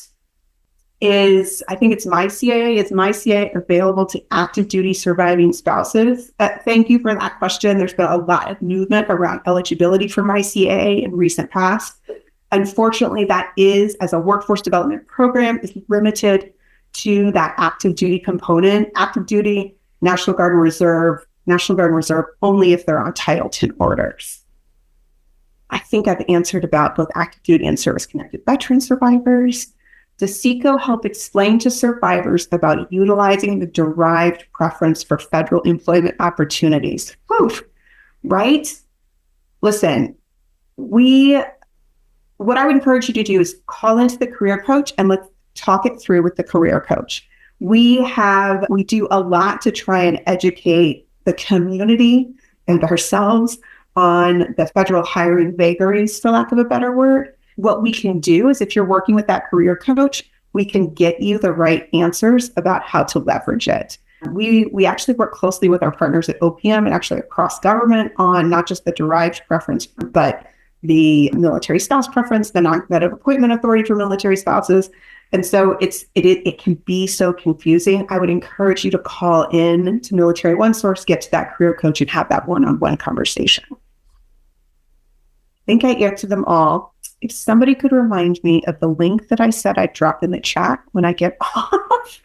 I've already forgotten, but I will be sure and get that to you. All right. Okay. With that, Michael, I'm going to hand it over to you, and I will see everybody in the chat. I see you, Nancy. Thank you. Great. Thank you, Nancy. Thank you, Josie. And actually, you all are preempting what we're going to talk about the second half of the presentation on networking, where we're going to talk a little bit more about that Spouse Ambassador Network program. But before that, again, my name is Michael Kronk, and I do have the privilege of serving as a career coach with SECO, the Spouse Education and Career Opportunities Program. And I'm happy to represent all of the coaches and advisors who are here to help you with your employment opportunities and educational opportunities. So to give you kind of a taste of what we do in SECO and what you can expect to experience during a career coaching session is to present to you on some topics that are, of course, incredibly important for the job search. First, we're going to spend some time talking about resumes and cover letters. You'll see that the subtitle, Creating a Compelling Story. And storytelling, I think, is so important to the application process. And then on the other half, we are going to talk about networking. So all of those are three major components to an effective job search. So we're going to go ahead and take a look at the first slide and give you kind of a brief introduction of what we're going to be doing today. So we are going to talk about some of the important elements that go into both resumes and cover letters. And as we proceed, I am going to ask you to really keep in your mind the idea of storytelling. We are storytelling to that potential recruiter and telling the story of how we can be a great fit and are qualified to meet their needs. And an effective application can really tell that story and really make it so that you're engaging with those recruiters. And hopefully that leads then, of course, to an interview. So let's go ahead and take a look at our first steps. What is the goal for the application? And as you see at the bottom there, the number one goal is to get that interview. But in order to do that, you do have to create a professional first impression. We're always taught growing up never to judge a book by its cover. But of course, we always judge books by their covers, and we're always going to judge you as an applicant through your resume and cover letter. So we want to make that great first impression, having a clean, concise resume that's easy to read. Same thing with the cover letter as well. We want to provide targeted and quantifiable information. What does the employer need to know about you in order to decide that they want to interview you? And then we also want to make the employer want to know about you through that storytelling, through giving examples and making that resume come alive. Let's be real. I've been a career coach for over 20 years, and I have critiqued and helped people with tens of thousands of resumes at this point. We're not talking about the most exciting document that we've ever written, right? A lot more exciting. Hallmark cards are more exciting than a resume. But if you do it effectively and take the time and energy to put that story into it, you can make that document exciting and appealing to those recruiters, which goes a long ways to getting that interview. And the last thing and most important thing that I think to remember about this process, both for the resume and the cover letter, is while the resume is about you, it's not for you. We're talking about your past experiences and the jobs and training and education you have, but we're doing it with the aim of presenting it to that recruiter. So it's for the recruiter. It's not just about your past. It's about what you have to offer. And over the next few slides, we're going to go into some detail about how to actually do that. So we're going to start with resume formatting. And when people begin writing resumes, they often focus on how it looks. Well, should my resume be bold or italicized? If any of you have seen Legally Blonde, the pink perfumed resume that she submitted, please don't do that. But The resume's format, how it looks, is not the most important thing. It's what the resume says. But what the formatting can do is make it easier for the reader to quickly and accurately access and assess your experiences. And so you're going to see here some of the things that you can do just simply to make your resume easier to read. And I'm going to go ahead and encourage you all just to pull out your phones and take some screen grabs of this or take some photos of this. But again, as you work with us as career coaches one-on-one, we're going to go over all of these good things for you. But what you're going to see here is ease of reading. You don't see anything about here about templates. Why? Because templates focus on the style, they don't focus on the content. And again, the goal is to present the content in an easy to read manner. So I don't know if you've noticed, if you've ever used a template, or sometimes you were learning how to do a resume and you see that everything is indented. There's all this white space on the left-hand side. Well, to me, that doesn't make a lot of sense, because when we read top to bottom, left to right. That's how we read a book. That's how we read a magazine. That's how we read anything, top to bottom, left to right. So wouldn't it make sense we want that content over on the left-hand side, because that's where our eyes are naturally going to go anyways? Well, that's something you can control when creating your document. It's a lot harder to control if you're using a template or something that's, pre-programmed and all that. So we actually do encourage that you do spend some time putting together a document. And again, as career coaches, we're going to see in a little bit through our coaching packages that Josie talked about before, how we can make that resume look really strong and professional. One last vital point about the formatting is when you create your own format and use a very presentable, easy to read style, it actually makes it easier for that applicant tracking software to find the keywords. Most employers, if you've never heard of ATS or applicant tracking software, most recruiters and most companies are using software to look for the keywords on your resume. And that's going to determine whether you actually get your resume in front of a real person looking at it, or whether you get that automated email saying, thanks for applying, or you hear nothing at all, which is maybe all too common. The plain, simple, easy to read format makes it a lot easier for that software to find those keywords. Or sometimes when you have boxes and lines and styles and all of that, the software actually can't find the words it needs. And so you are automatically dismissed, even if you might be incredibly qualified. So consistency, clean, easy to read is what we're looking for. Resumes need to be well written. That's the most important thing. You take nothing away from this. They need to be well written. Well, how do we do that? Well, we want to avoid jargon. We want to make sure that that resume can be viewable and understandable by the reader, who may not, if they're an HR recruiter and you're applying for a job in IT, they may not know the ins and outs of what you have done in IT, because they themselves aren't IT professionals. Maybe they've learned some of the language along the way, but avoid the jargon and focus on meeting the needs of the recruiter, meeting the needs through that position description. We want you to spell out acronyms the first time at least, and then you can always go back. So I was working with a spouse recently, and they used the phrase CRM, CRM, CRM. Well, CRM stands for Customer Relations Management Software. And they put that in there the first time. They spelled out what CRM was, and then they put CRM in parentheses. And then they could continue to use CRM throughout. And that's absolutely fine, because then the jargon, that acronym, is understood, and then it's saving space going forward. Grammar is important.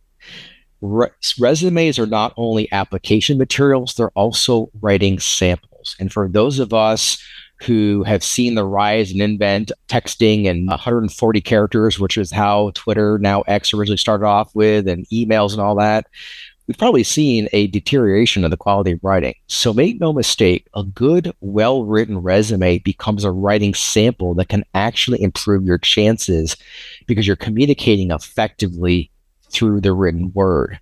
I remember when I worked in higher ed not too long ago that I had a couple of alumni come back to me, and they happened to be accounting majors and got jobs as accountants.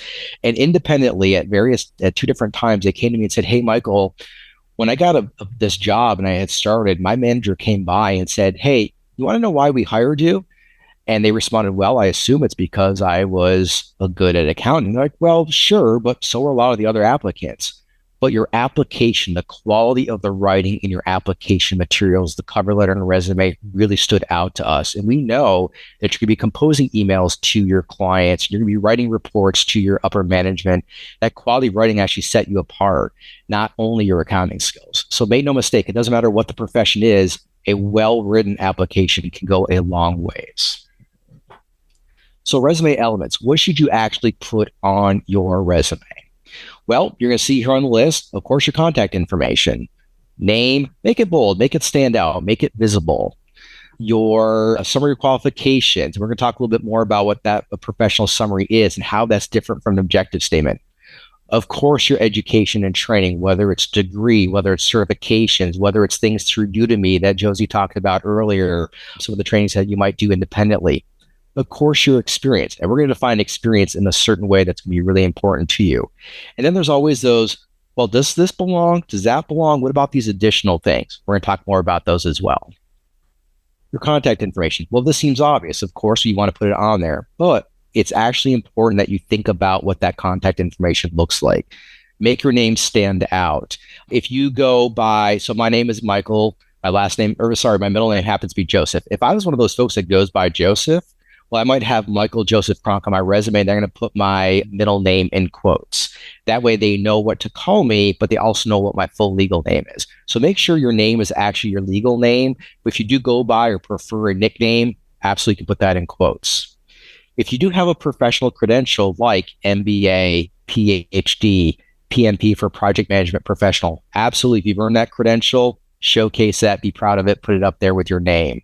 My very best friend, let's see, he has an MBA, a JD, a PhD, and I think 13 or 14 other different credentials that he's earned over his time. And so I always joke that he's going to have more letters after his name than he did before his name. But if you have them, be proud of them. You also want to have your address. Now, for your address these days, it's very unlikely anyone's going to mail you anything, so you can avoid including your street address, but at least have the city and state in which you reside, even if you're looking for remote job opportunities, because your geographic location may impact what remote job opportunities you're eligible for or some other type of opportunities, but you can probably avoid using the street address. Now, I say that there are a lot of exceptions to the resume when it comes to your federal resume if you are interested in federal opportunities. And we're not going to talk as much about federal today because it's kind of its own completely different animal, and some of the rules for private sector resume are different from a federal resume. I'm going to certainly encourage you to call in and work with a CEQA career coach directly to get help with that federal resume. We're just as happy to talk with you about those as we are with the private sector ones. Of course, phone number is important, and by including your phone number, that also means you want to make sure that your voicemail is set up and that's professional. Right? Because people might contact you, they might call you, and you want to make sure they're able to leave a message if you're not able to take that call. And make sure you have a professional email address. Now, that doesn't mean it has to be, Mr. Michael Kronk at whatever. But if it's something like I love chocolate donuts at, right? Not professional. And so make sure it's professional. Make sure it includes maybe some level of your name, especially your last name, so that it does come across and it's easy to read and it's easy to find. And then if you are on LinkedIn, and we're going to encourage you to be on LinkedIn, we can talk with you about how to put your LinkedIn web address on your resume, include it in your email signatures, but also some tricks about how to make that LinkedIn URL unique to you and not the one where it has all the letters and numbers after that. So just a little teaser trick that you need to reach out to a career coach directly to get assistance with. All right, so after you have that contact information, then we're talking about the summary of qualifications. Now, if you haven't done a job search in a while, you might say, oh yeah, I have to put an objective statement on my resume. Well, no. Should you have done that a while ago in the past? Absolutely. Again, I've been doing this work long enough where you never had a summary or an objective on your resume. Then, boy, you better have an objective on your resume if you want to get a job. Oh, no. Objectives aren't good. They're passé now. Now you need a professional summary. So times change. What employers look for change. And so with CEQA, we keep that information up to date. So we're be able to advise you accurately and directly. And so what is a professional summary? It's not about what you're seeking, which is what a career objective used to be.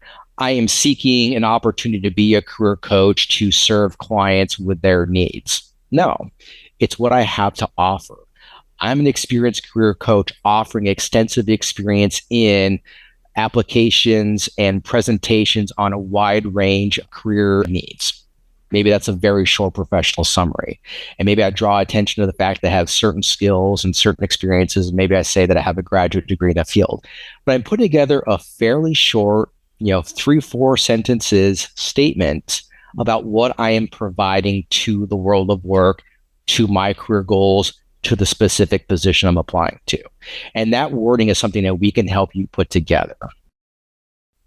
Education and training. Of course, if you've taken the time and you've done that work to really grow and develop and learn new skills through any sort of education or training opportunity, we want to make sure you're giving yourself that credit.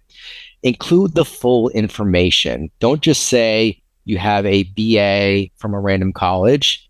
Spell it out. You have a Bachelor of Arts in psychology.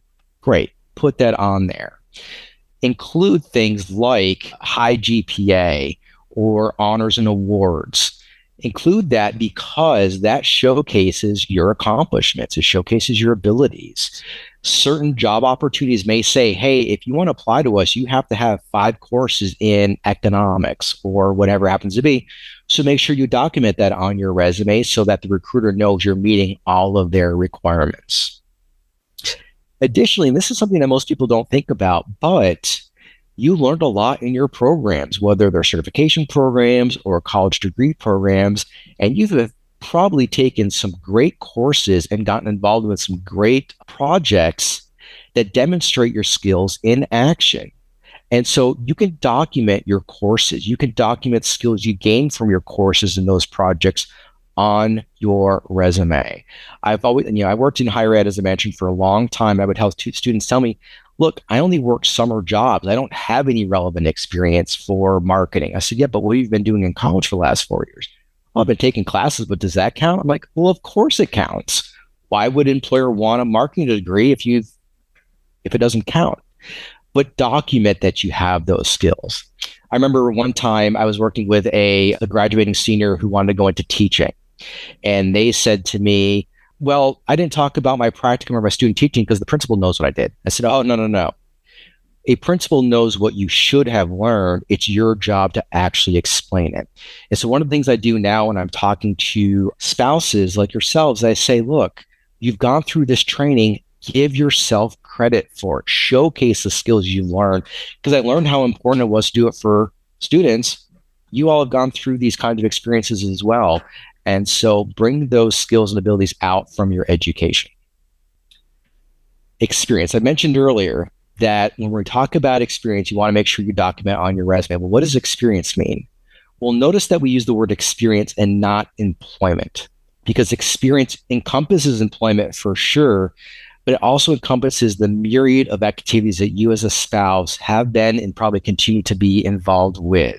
It may be work that you've done for your church, volunteering. It may be support groups that not only have you joined, but also maybe have taken over and led, putting together. I saw a comment earlier about community events that you may all work to put together. Those are all experiences in which you've acquired knowledge and skills and abilities that you can use professionally going forward. And so, yes, you want to include your job experiences and you want to have the job title and the organization name and the dates, etc. But you also want to consider volunteer and other types of membership that you may have been involved with or may continue to be involved with. And so when you're putting it out there, one thing I talk about is, and you're going to see this both on the education side that we were just on and the experience side now, put things in reverse chronological order. What does that mean? Most recent first. What have you done for me lately is the way to kind of think about our resume. And then, yes, we do work back to previous experiences, going on back, but a resume is not necessarily a job history. Okay. I've been a professional in this field for 20 years, college, grad school, and all that. My first job was an awful long time ago. I'm not going to say any dates here, but awful long time ago, and it was as a busboy. Well, no one cares that I was a busboy if I'm looking for a job as a career coach. Okay, so that's not on my resume anymore because a resume is not a job history. It's a document. Remember I talked about earlier, it's a document of what you have to offer, and I'm telling the story of what I can bring to the role that I'm seeking. And that story has nothing to do with busting tables, okay? But it has a lot to do with what I'm doing currently, working with you all as military spouses to help you gain successful employment opportunities. The other thing is that when you actually list this content on your resume, I'm going to encourage you to list the job title first, then the organization. List the degree first, and then the school. List the certification first, and then the organization from which you obtained that certification. Because the degree, Bachelor of Arts in Psychology, or the certification, Project Management Professional, or the job title, Project Manager, that tells me a lot more about you than does the specific organization you happen to work in. Okay, if you worked in and I'm gonna pick on accounting since I talked about that earlier. Let's say you do accounting and billing work and invoicing work for a hospital system. Well, if you work for St. Peter's Hospital and I see that first, I might be scanning that resume really, really quickly. I say St. Peter's Hospital, I'm like, well, I don't need to hire a nurse or physician or some sort of tech. And I may even miss over the fact that you're an accountant. But if I'm hiring an accountant and you're applying for my job, I see accountant, then a hospital, it immediately tells me a story of what you're probably able to do. And again, that storytelling begins to create ideas and images in my mind, which is then going to help me become very eager to want to talk with you, thus getting you that interview, which is that goal of your application. We're going to talk more about the relevant skills and accomplishments here. And so how you write that resume, as I mentioned, is incredibly important. And again, I also mentioned resumes are not the most exciting piece of writing that we've ever done. And so how do we make it more accessible and engaging for that employer? But we're going to use action words. If you look at this list here, generated, increased, decreased, exceeded, they're actions. For me on my resume, you're going to see things like explained, demonstrated, reviewed, critiqued, presented. Any one of those words just by themselves gives us visual imagery. But then we want to add context. So we see here, for example, reduced costs. Well, by itself, that tells me that you did something, but I'm not really quite sure what exactly you did. If you say something like reduced costs 10%, well, that tells me a little bit more. So anytime you can add numbers, amounts to your resume, that's important. But I might want a little bit more. Reduce costs 10% by streamlining processes to create efficiencies. Okay, now we're working with something that recruiter can actually take advantage of. Because presuming, again, go back to that accounting person, maybe they streamline that process. So looking for that accounting job, they put streamlined processes and a reduced cost 10%. Okay, now I'm seeing not only the skills that accountant was using, but the accomplishments that actually occurred because of those good skills. So those action words are so incredibly important to paint the picture of your abilities. What we want to try to avoid are phrases like responsible for or duties include. Why? Because those phrases are going to give me a list of stuff you did back then. Well, of course, that's what a resume is about, right? Not really. Again, a resume is about what you have to offer. It's not necessarily about what you did. As a career coach, I do a lot of things that are not necessarily going to talk about on a resume. So I have to write out a script for a presentation. Okay. Well, that's kind of tedious and not something you necessarily want to read about. But if I talked about how I presented for various organizations or entities and talking about topics about this, that, or the other thing, then I'm showing what I have to offer, not simply the tasks I've done. We all do email. Right? We all write emails. That doesn't need to be on your resume because we all do it, unless that's an incredibly important part of the job description, or maybe you're writing important emails on behalf of a supervisor or a cabinet member or what have you. Well, in that case, you want to have that on your resume because it's relevant to the job. Again, we're looking forward to what they need, what that recruiter needs, what that position is asking for, not simply listing what we've done. Additional sections. As I mentioned earlier, we do lots of things with our time and we expend our energies in lots of different ways, but does it matter? Well, this is where for everything on your resume, that's probably the most important question I've been asked is, does this go on my resume? Does that go on my resume? And I always ask a question back. Well, what are you seeking? What's the job you're looking for? What's the career you want to get into? Does this experience that you're asking about contribute to you getting that job? And if the answer is yes, it does, then that experience absolutely belongs on your resume. But if you're like, no, I mean, I like it, it matters to me, but I don't know that's going to matter to them, then no, it probably doesn't belong. Not because we're devaluing it to you, we're recognizing that's not going to necessarily be valuable for that employer who's trying to make a decision of who they're going to interview. You're not getting a job based upon your resume and cover letter. You're trying to get that interview. And I'll tell you, employers don't spend a whole lot of time looking at resumes. I want you to think about, I'm going to give you just a second to do this. How much time do you think an employer spends looking at your resume the first time through? Give you just a few seconds to think about that. What I normally hear when I ask that question to spouses, like, I don't know, what, a couple minutes? Like, nope. They're like, less than a couple minutes? Absolutely. Less than 30 seconds? Yeah. You're only going to get about 5 to 10 seconds.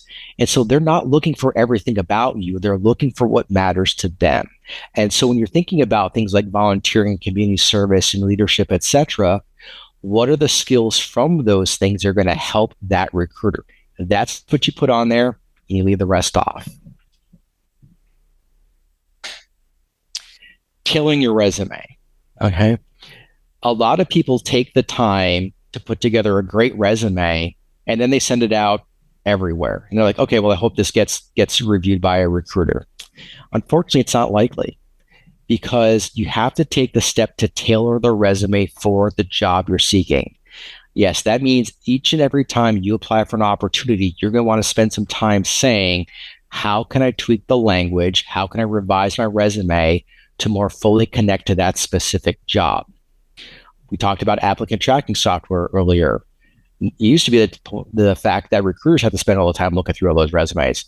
A lot of times now, they're letting the software do it for them. And so the software is going to be looking for the keywords. So let's maybe say that on my resume, I use the word demonstrate. Okay. So I demonstrate how to write effective resumes. Well, that's a good way to start talking about my work. Excuse me. But the job description, it says, uses the word explain a lot. Well, it takes me no time at all to swap out the word demonstrate and put in the word explain. No time for me to do that, but it could mean a lot of time, a lot of difference between the fact that my resume could be rejected because they don't see the word explain, right? And so you want to take that time to critique and use the language. The other part of tailoring your resume is emphasizing the skills that the job requires, not emphasizing necessarily the skills that were most important in the job you had. So just because you did something only maybe 10% of the time in your past job, but it's something you really want to do more of, and that's what the job you're looking at is asking for, then you should be writing a lot more about that work, because that's what the job you're seeking at is asking for. It doesn't matter whether your current or previous job, needed as much time for that, because that's not what you're going back to do. You're going ahead to the next job. So really spend some time tweaking that resume. The way I kind of think about it is this. We all have a closet. Okay. And in that closet, you have all the clothes that you're going to probably wear for the next year, no matter the season, no matter whether it's a Saturday morning on the couch with a bowl of cereal in the middle of the wintertime, or you got your hoodie and all that, or it's the middle of the summer and you're going to some sort of outing for a work activity. Right. Well, you're going to dress differently.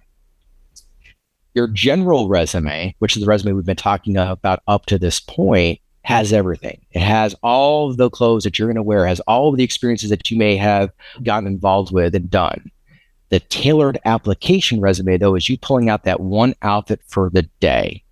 Fortunately for my job, where I'm on the phone most of the time with you all, so I don't have to wear a jacket and shirt and tie, but today we're on camera, so I'm going to spruce up a little bit for you. So I pulled out that outfit. Normally, I don't have to do that. So I tailored my look to represent what I'm doing today. And that's what you can do exactly every single time you apply for a job. And that is going to go a long ways to getting that application through that applicant tracking software into the eyes of a recruiter, and very likely get you that call for the interview.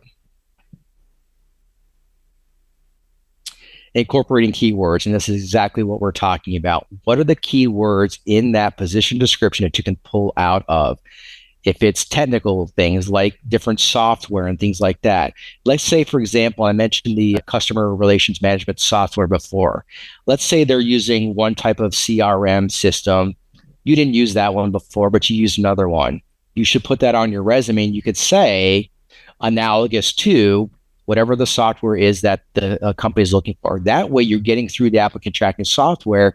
The recruiters could see, okay, so Michael didn't use ours, but he used this other one here. And if you use that one, he could easily be trained to do this one. Good.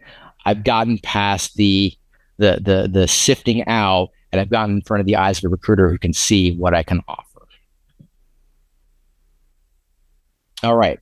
That was a very fast overview of resume writing. And again, we're going to encourage you to work with us as career coaches on getting more information and support for that.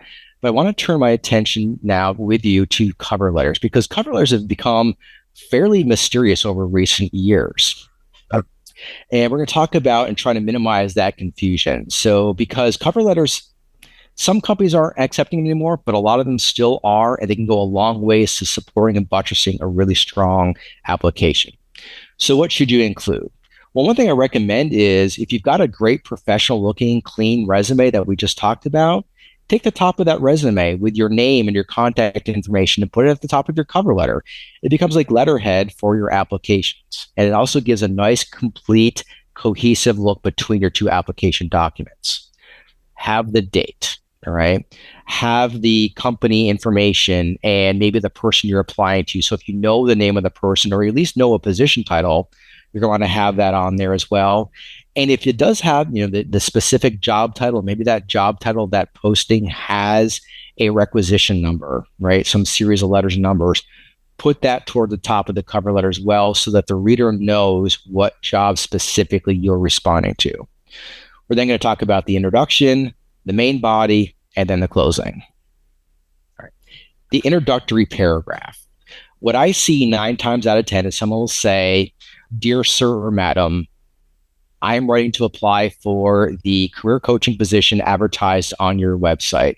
I'm really interested, and I think I'd be a great fit for this role." Well, if you and every single other person writes an intro like that, their eyes are already watering. They're trying to stay awake. Why? Because everyone's doing the same thing. Instead, we want to avoid to "dear sir or madam." We want to say, "Dear hiring manager," or "Dear director of career coaching," or if the job posting has the name of a person, "Dear Mr. Kronk," okay? Because that's the person who's going to be receiving it. Spend a couple of minutes, go to their website, look it up, go to LinkedIn, look it up. You can probably find the name of a person. If you can't, address it to a job title, "Dear Director of Hiring," but try to avoid that "to whom it may concern" or "Dear Sir" or "Madam." And then the introduction. "I'm writing to apply for such and such position advertised on your website." Boring. Instead, introduce yourself, engage with them. "Dear Director of Hiring, as a loyal customer of your company for many years, I've always been excited about the marketing that you do. I love your advertisements, especially your recent commercial spread that you started during the football season. As a longtime marketing professional, I'm excited to see and I'm eager to apply for your marketing specialist position that I found advertised on LinkedIn and then also confirmed on your company website." Okay. It's just a little bit more exciting, and it doesn't take any extra energy or effort to do that. But boy, it's going to set you apart already because it's good writing and it's going to appeal to that recruiter in a way that the same old is absolutely not. So let's try to take a couple extra seconds to write that really good introductory paragraph. Qualifications paragraph. This is where, again, more often than not, I see people writing a generic generic cover letter, and it's all about rewriting the resume. You want to write a unique and tailored cover letter each and every time. Don't just have the fill in the blank company name or a fill in the blank job title. Write a unique and new letter each and every time. And then in the qualifications section, instead of rewriting your resume, which is already well written, is going to stand on its own, focus on the company's needs. When looking at your posting and the experiences that I see that you're looking for in your marketing professional, I was excited that I meet all of them. I have over 10 years of experience. In fact, I have 20 years of experience in this field. I've had the opportunity to present, develop marketing strategies, etc. And what I'm doing is that language I'm saying there, that's coming from the job posting. It's not me simply rewriting what's on my resume and what I did in the past. I'm focusing on the recruiter's needs, the company's needs, and saying, yeah, I can do that. So what you can do is you look at that job description and you're summarizing, you're pulling out some of the keywords that they use. You're saying, I can do those things. And you can even use the phrase, as you'll see on my resume, here's what I did. I can provide you with the skills that you need, including managing projects, presenting to decision makers, and communicating with producers' advertisements. That's the stuff from the job posting. But what we're doing is we're creating a relationship between you and the recruiter by saying, here's my experience that I've developed these skills in. I understand your needs. Here's what I can provide to you. And we're basically making a connection between your past and your future with that organization. How you make that fit? Well, that's that third paragraph. Why do you belong with that organization? Why are you a better fit for them than all the other folks who might be qualified to do the job but aren't as good of a fit? This is where you can do some research. Look at the organization's website. Read their values and their mission. Look at the way in which the tone in which the job posting and their career pages are written about. If they're using really exciting, upbeat words like synergy and integration and enthusiasm and robust and all that, then make sure your cover letter is matching the tone of that organization. If they're a little bit more subdued, a little bit more kind of conservative in their language, loyalty, integrity, careful, etc., your tone should be a little bit different in that cover letter. Or you might decide for yourself, hey, I may not be as good of a fit for this particular organization because I'm looking for something high energy and really outgoing, and they're kind of, a little bit more go with the flow and don't break what works. Maybe that's not a right position for me. Could I do the job? Sure. Am I the right fit for the organization? Maybe not. And it's okay not to apply to a job just because you're qualified for it, because you want to find the good fit and they're looking for a good fit. So that's what that third paragraph is about. You can also relate a particular example or story or anecdote that might connect you more closely to them. Maybe there's something about the service they do in the community. And the fact here is where you can mention, of course, as Josie talked about, the military spouse employment partnership. Maybe they're one of those employer partners and you're responding to that position from MSEP. Well, then identify yourself as finding a job through MSEP, because they're then going to take that time to look at that application to see that you're part of the SECO program and you're utilizing those resources, and that's how you found them. That's going to excite them and want to engage with you. Closing paragraph, short and sweet. Thank them for the time in reviewing your application. Reiterate your enthusiasm for the opportunity and ask for an interview. Use the word interview. So often see, I look forward to the opportunity to talk with you in the future. I hope to have the opportunity to speak to you. I hope to have the opportunity for you to look at my application. Now, be very clear. I'm very excited about this opportunity and would love to be able to speak with you in an interview to further discuss how I'm qualified and a great fit for your organization. Use that word interview. It shows a level of assertiveness and self-confidence that's going to really set you apart. All right, SECO resources. So again, for this particular session, we're talking about resumes and cover letters. So on this next slide, you're going to see some other resources to help you with that. We have a great resume toolkit. So you go to our website. As Josie talked about, if you do have any difficulties registering with MySECO, there's that email address that she shared, and you can use that to get yourself registered, because by registering, you're going to have full access to a lot of these resources, including the SECO Resume Builder. It can help you build that resume. And not only that, it can also give you examples of well-written resumes across different industries, especially if you're getting started and this is maybe your first experience really sitting down and writing a professional resume. It's always helpful to see some other writing. Josie talked about the scariness of that blank page.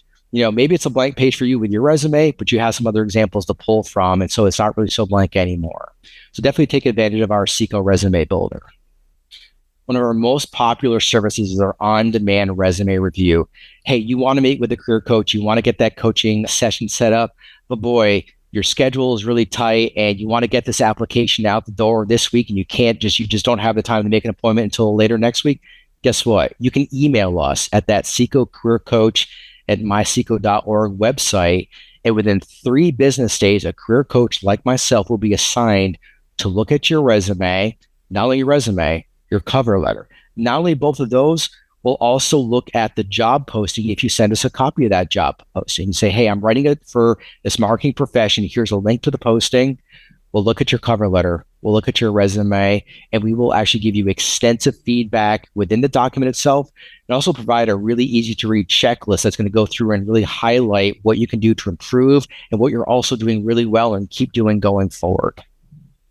And all of that is free, along with the coaching packages. And of course, Josie talked extensively about those great coaching packages. And as you're going to see here, they're all listed.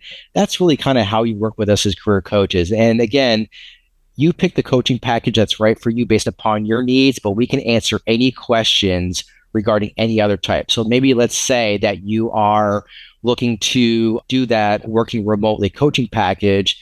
And as we start talking, like, I've kind of been interested in government work. I'd like to do some federal employment work. We'll just stick with working remotely because we know that's what you want to do. We'll just start talking about federal resumes and the federal application process. No problem. We're excited to help you with that. But you got to get in touch with us. Right. And this next slide should be very familiar to what you saw with Josie. It's going to have our links to our social media feeds, our phone number, which is that same Military One Source overall phone number. You call into there and say, hey, I need help with a resume. I need help with employment. I want to connect with Seco. And the Military One Source agents will get you over to us. You'll talk to that advisor. They'll answer your questions, refer you to resources you can get started with, and then certainly set you up with one of those coaching package sessions so you can work with me or any of the other great career coaches that are out there. All right, so that was some really quick, speedy information about resumes and cover letters. And I see Josie's come on, and we want to answer any questions you have about those before we turn our attention to networking. Yeah, thanks, Michael. I appreciate it. I wanted to add one note about resumes. But before I do that, Michael, because we are going to close and I want to give our CMA team a minute to close, I'm going to ask you to look at that networking presentation and pick like 2 or 3 slides to review with the team. And then we can sort of make everything happen on time. But, I know someone in the Q&A asked about that derived preference. Obviously, if you have questions about that, like Michael said, please connect with a career coach. I will say federal resumes are like their own thing, and our career coaches are ready and equipped to help you through that process, as is on-demand resume review. One tip I would suggest if you are putting that federal resume together and you have that derived preference, is make sure that that's in your resume and that you refer to it in your cover letter. I have access to the military spouse preference. And so when I apply to a federal job, I make sure I put that in the header of my resume. So it's on every page. I want someone to see that until they're sick of it.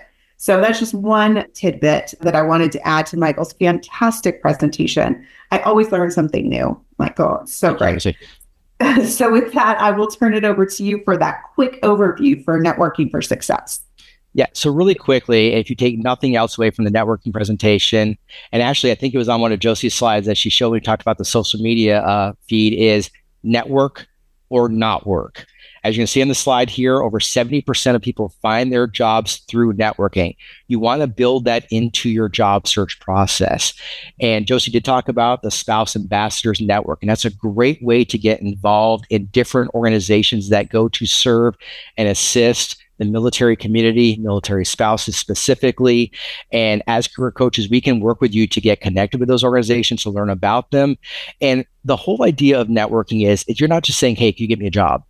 You're learning more about the profession. You're learning more about opportunities. You're learning more about how you can get into a career and a position, and using it to identify, where do I go to find out where these great jobs are? Okay. Well, guess what? You took part in this symposium today.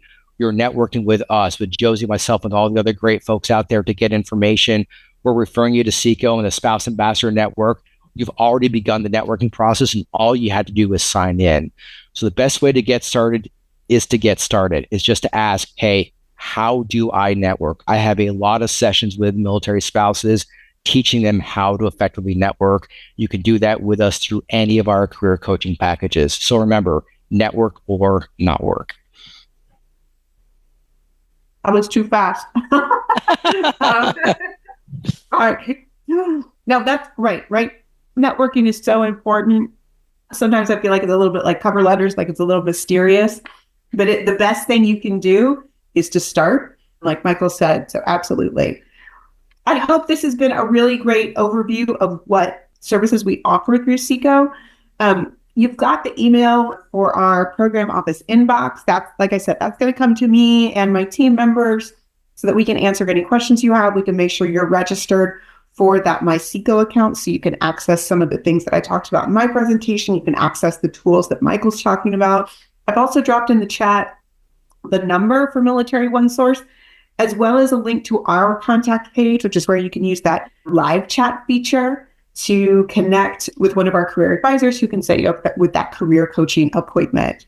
Don't forget about Udemy and FlexJobs and our on-demand resume service. Those are great ways that you can get started with SECO without having to call into the call center.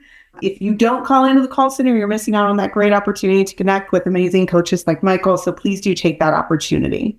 With that, Brian, I'm going to hand it back over to your team unless I don't see any questions in the Q&A, but we're going to stick around and make sure that we answer any questions that do come through. No, thank you so much. And yeah, I think great info. I learned from it. And Lisa, I don't see Deb on anymore. Did you want to say any last words? And of course, we've got some time for questions if anybody has any.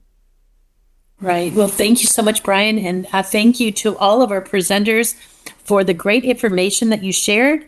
And then for those, if you have a casualty assistance type question, please feel free to go on Military OneSource and go to the survivor inquiry form.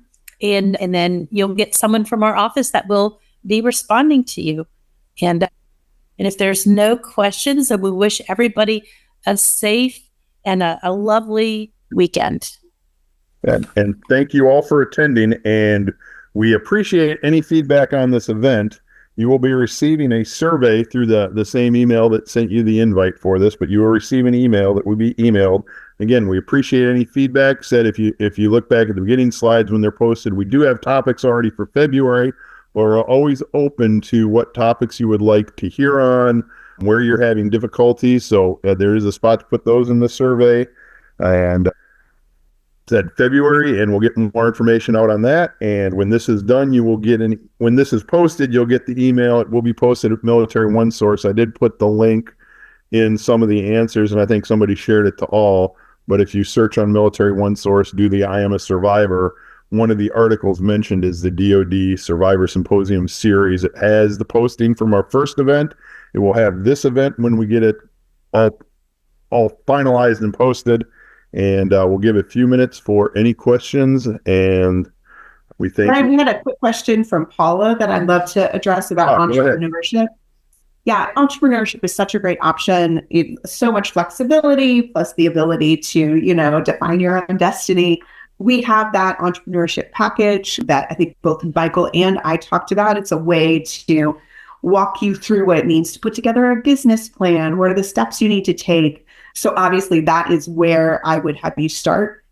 We also have something called the Entrepreneur Edge assessment that you can take as part of that engagement with our career coaches. It's a really, really great way to level set and make sure you understand all of the different qualities that you need as an entrepreneur. We also, love to connect spouses with the resources that are sort of outside of the four walls of SECO. And entrepreneurship is one of the places where we do that a lot because we have a lot of experts at the Small Business Administration, the U.S. Patent and Trademark Office, some organizations like the Association of Military Spouse Entrepreneurs or the Military Spouse Chamber of Commerce that have a lot of really tailored activities and networks that you can tap into to learn more about that. So I really encourage you, again, call in, make that appointment with a career coach, go to MySeco and search for entrepreneurship. You'll find so many resources there to get you started on that path. Patricia asked if there's a LinkedIn page of MySeco. Our page, yes, please follow us on LinkedIn. Fantastic. if you go to myseco.militaryonesource.mil, down way at the bottom, you can see our social media feeds or links to all of our social media feeds. On LinkedIn, we are actually under the Military Spouse Employment Partnership, because when in that workforce area, most folks are coming for that connection to employers. But on Facebook and Instagram and all the others, we are DOD MilSpouse. So look for us there if you don't remember or if you can't find those. Again, military ones, or go to our website, and way down at the bottom in the footer, you can see links to all of our socials. Thank you so much for all of the great questions and your feedback. We really appreciate it. We hope you'll take advantage of these services. We hope you'll share with others in your surviving spouse community about this resource and how you can connect with these tools so that we can walk this path of a career and job journey together. You don't have to do it alone. Thank you so much for your time. And again, thank you to all our presenters. Hopefully we provide you some helpful information. We look forward to your feedback. We'll give it another minute, but then we'll wrap up the call. All right. Well, I'm not seeing any other questions. Again, thank you all for attending. Look for the survey you should be getting. And if you need to get a hold of us, as Lisa had pointed out in her brief, there's always some survivor feedback form you can reach out to us with, and we will see where we can assist you. If not, you're free to exit the call, and we will start closing it up.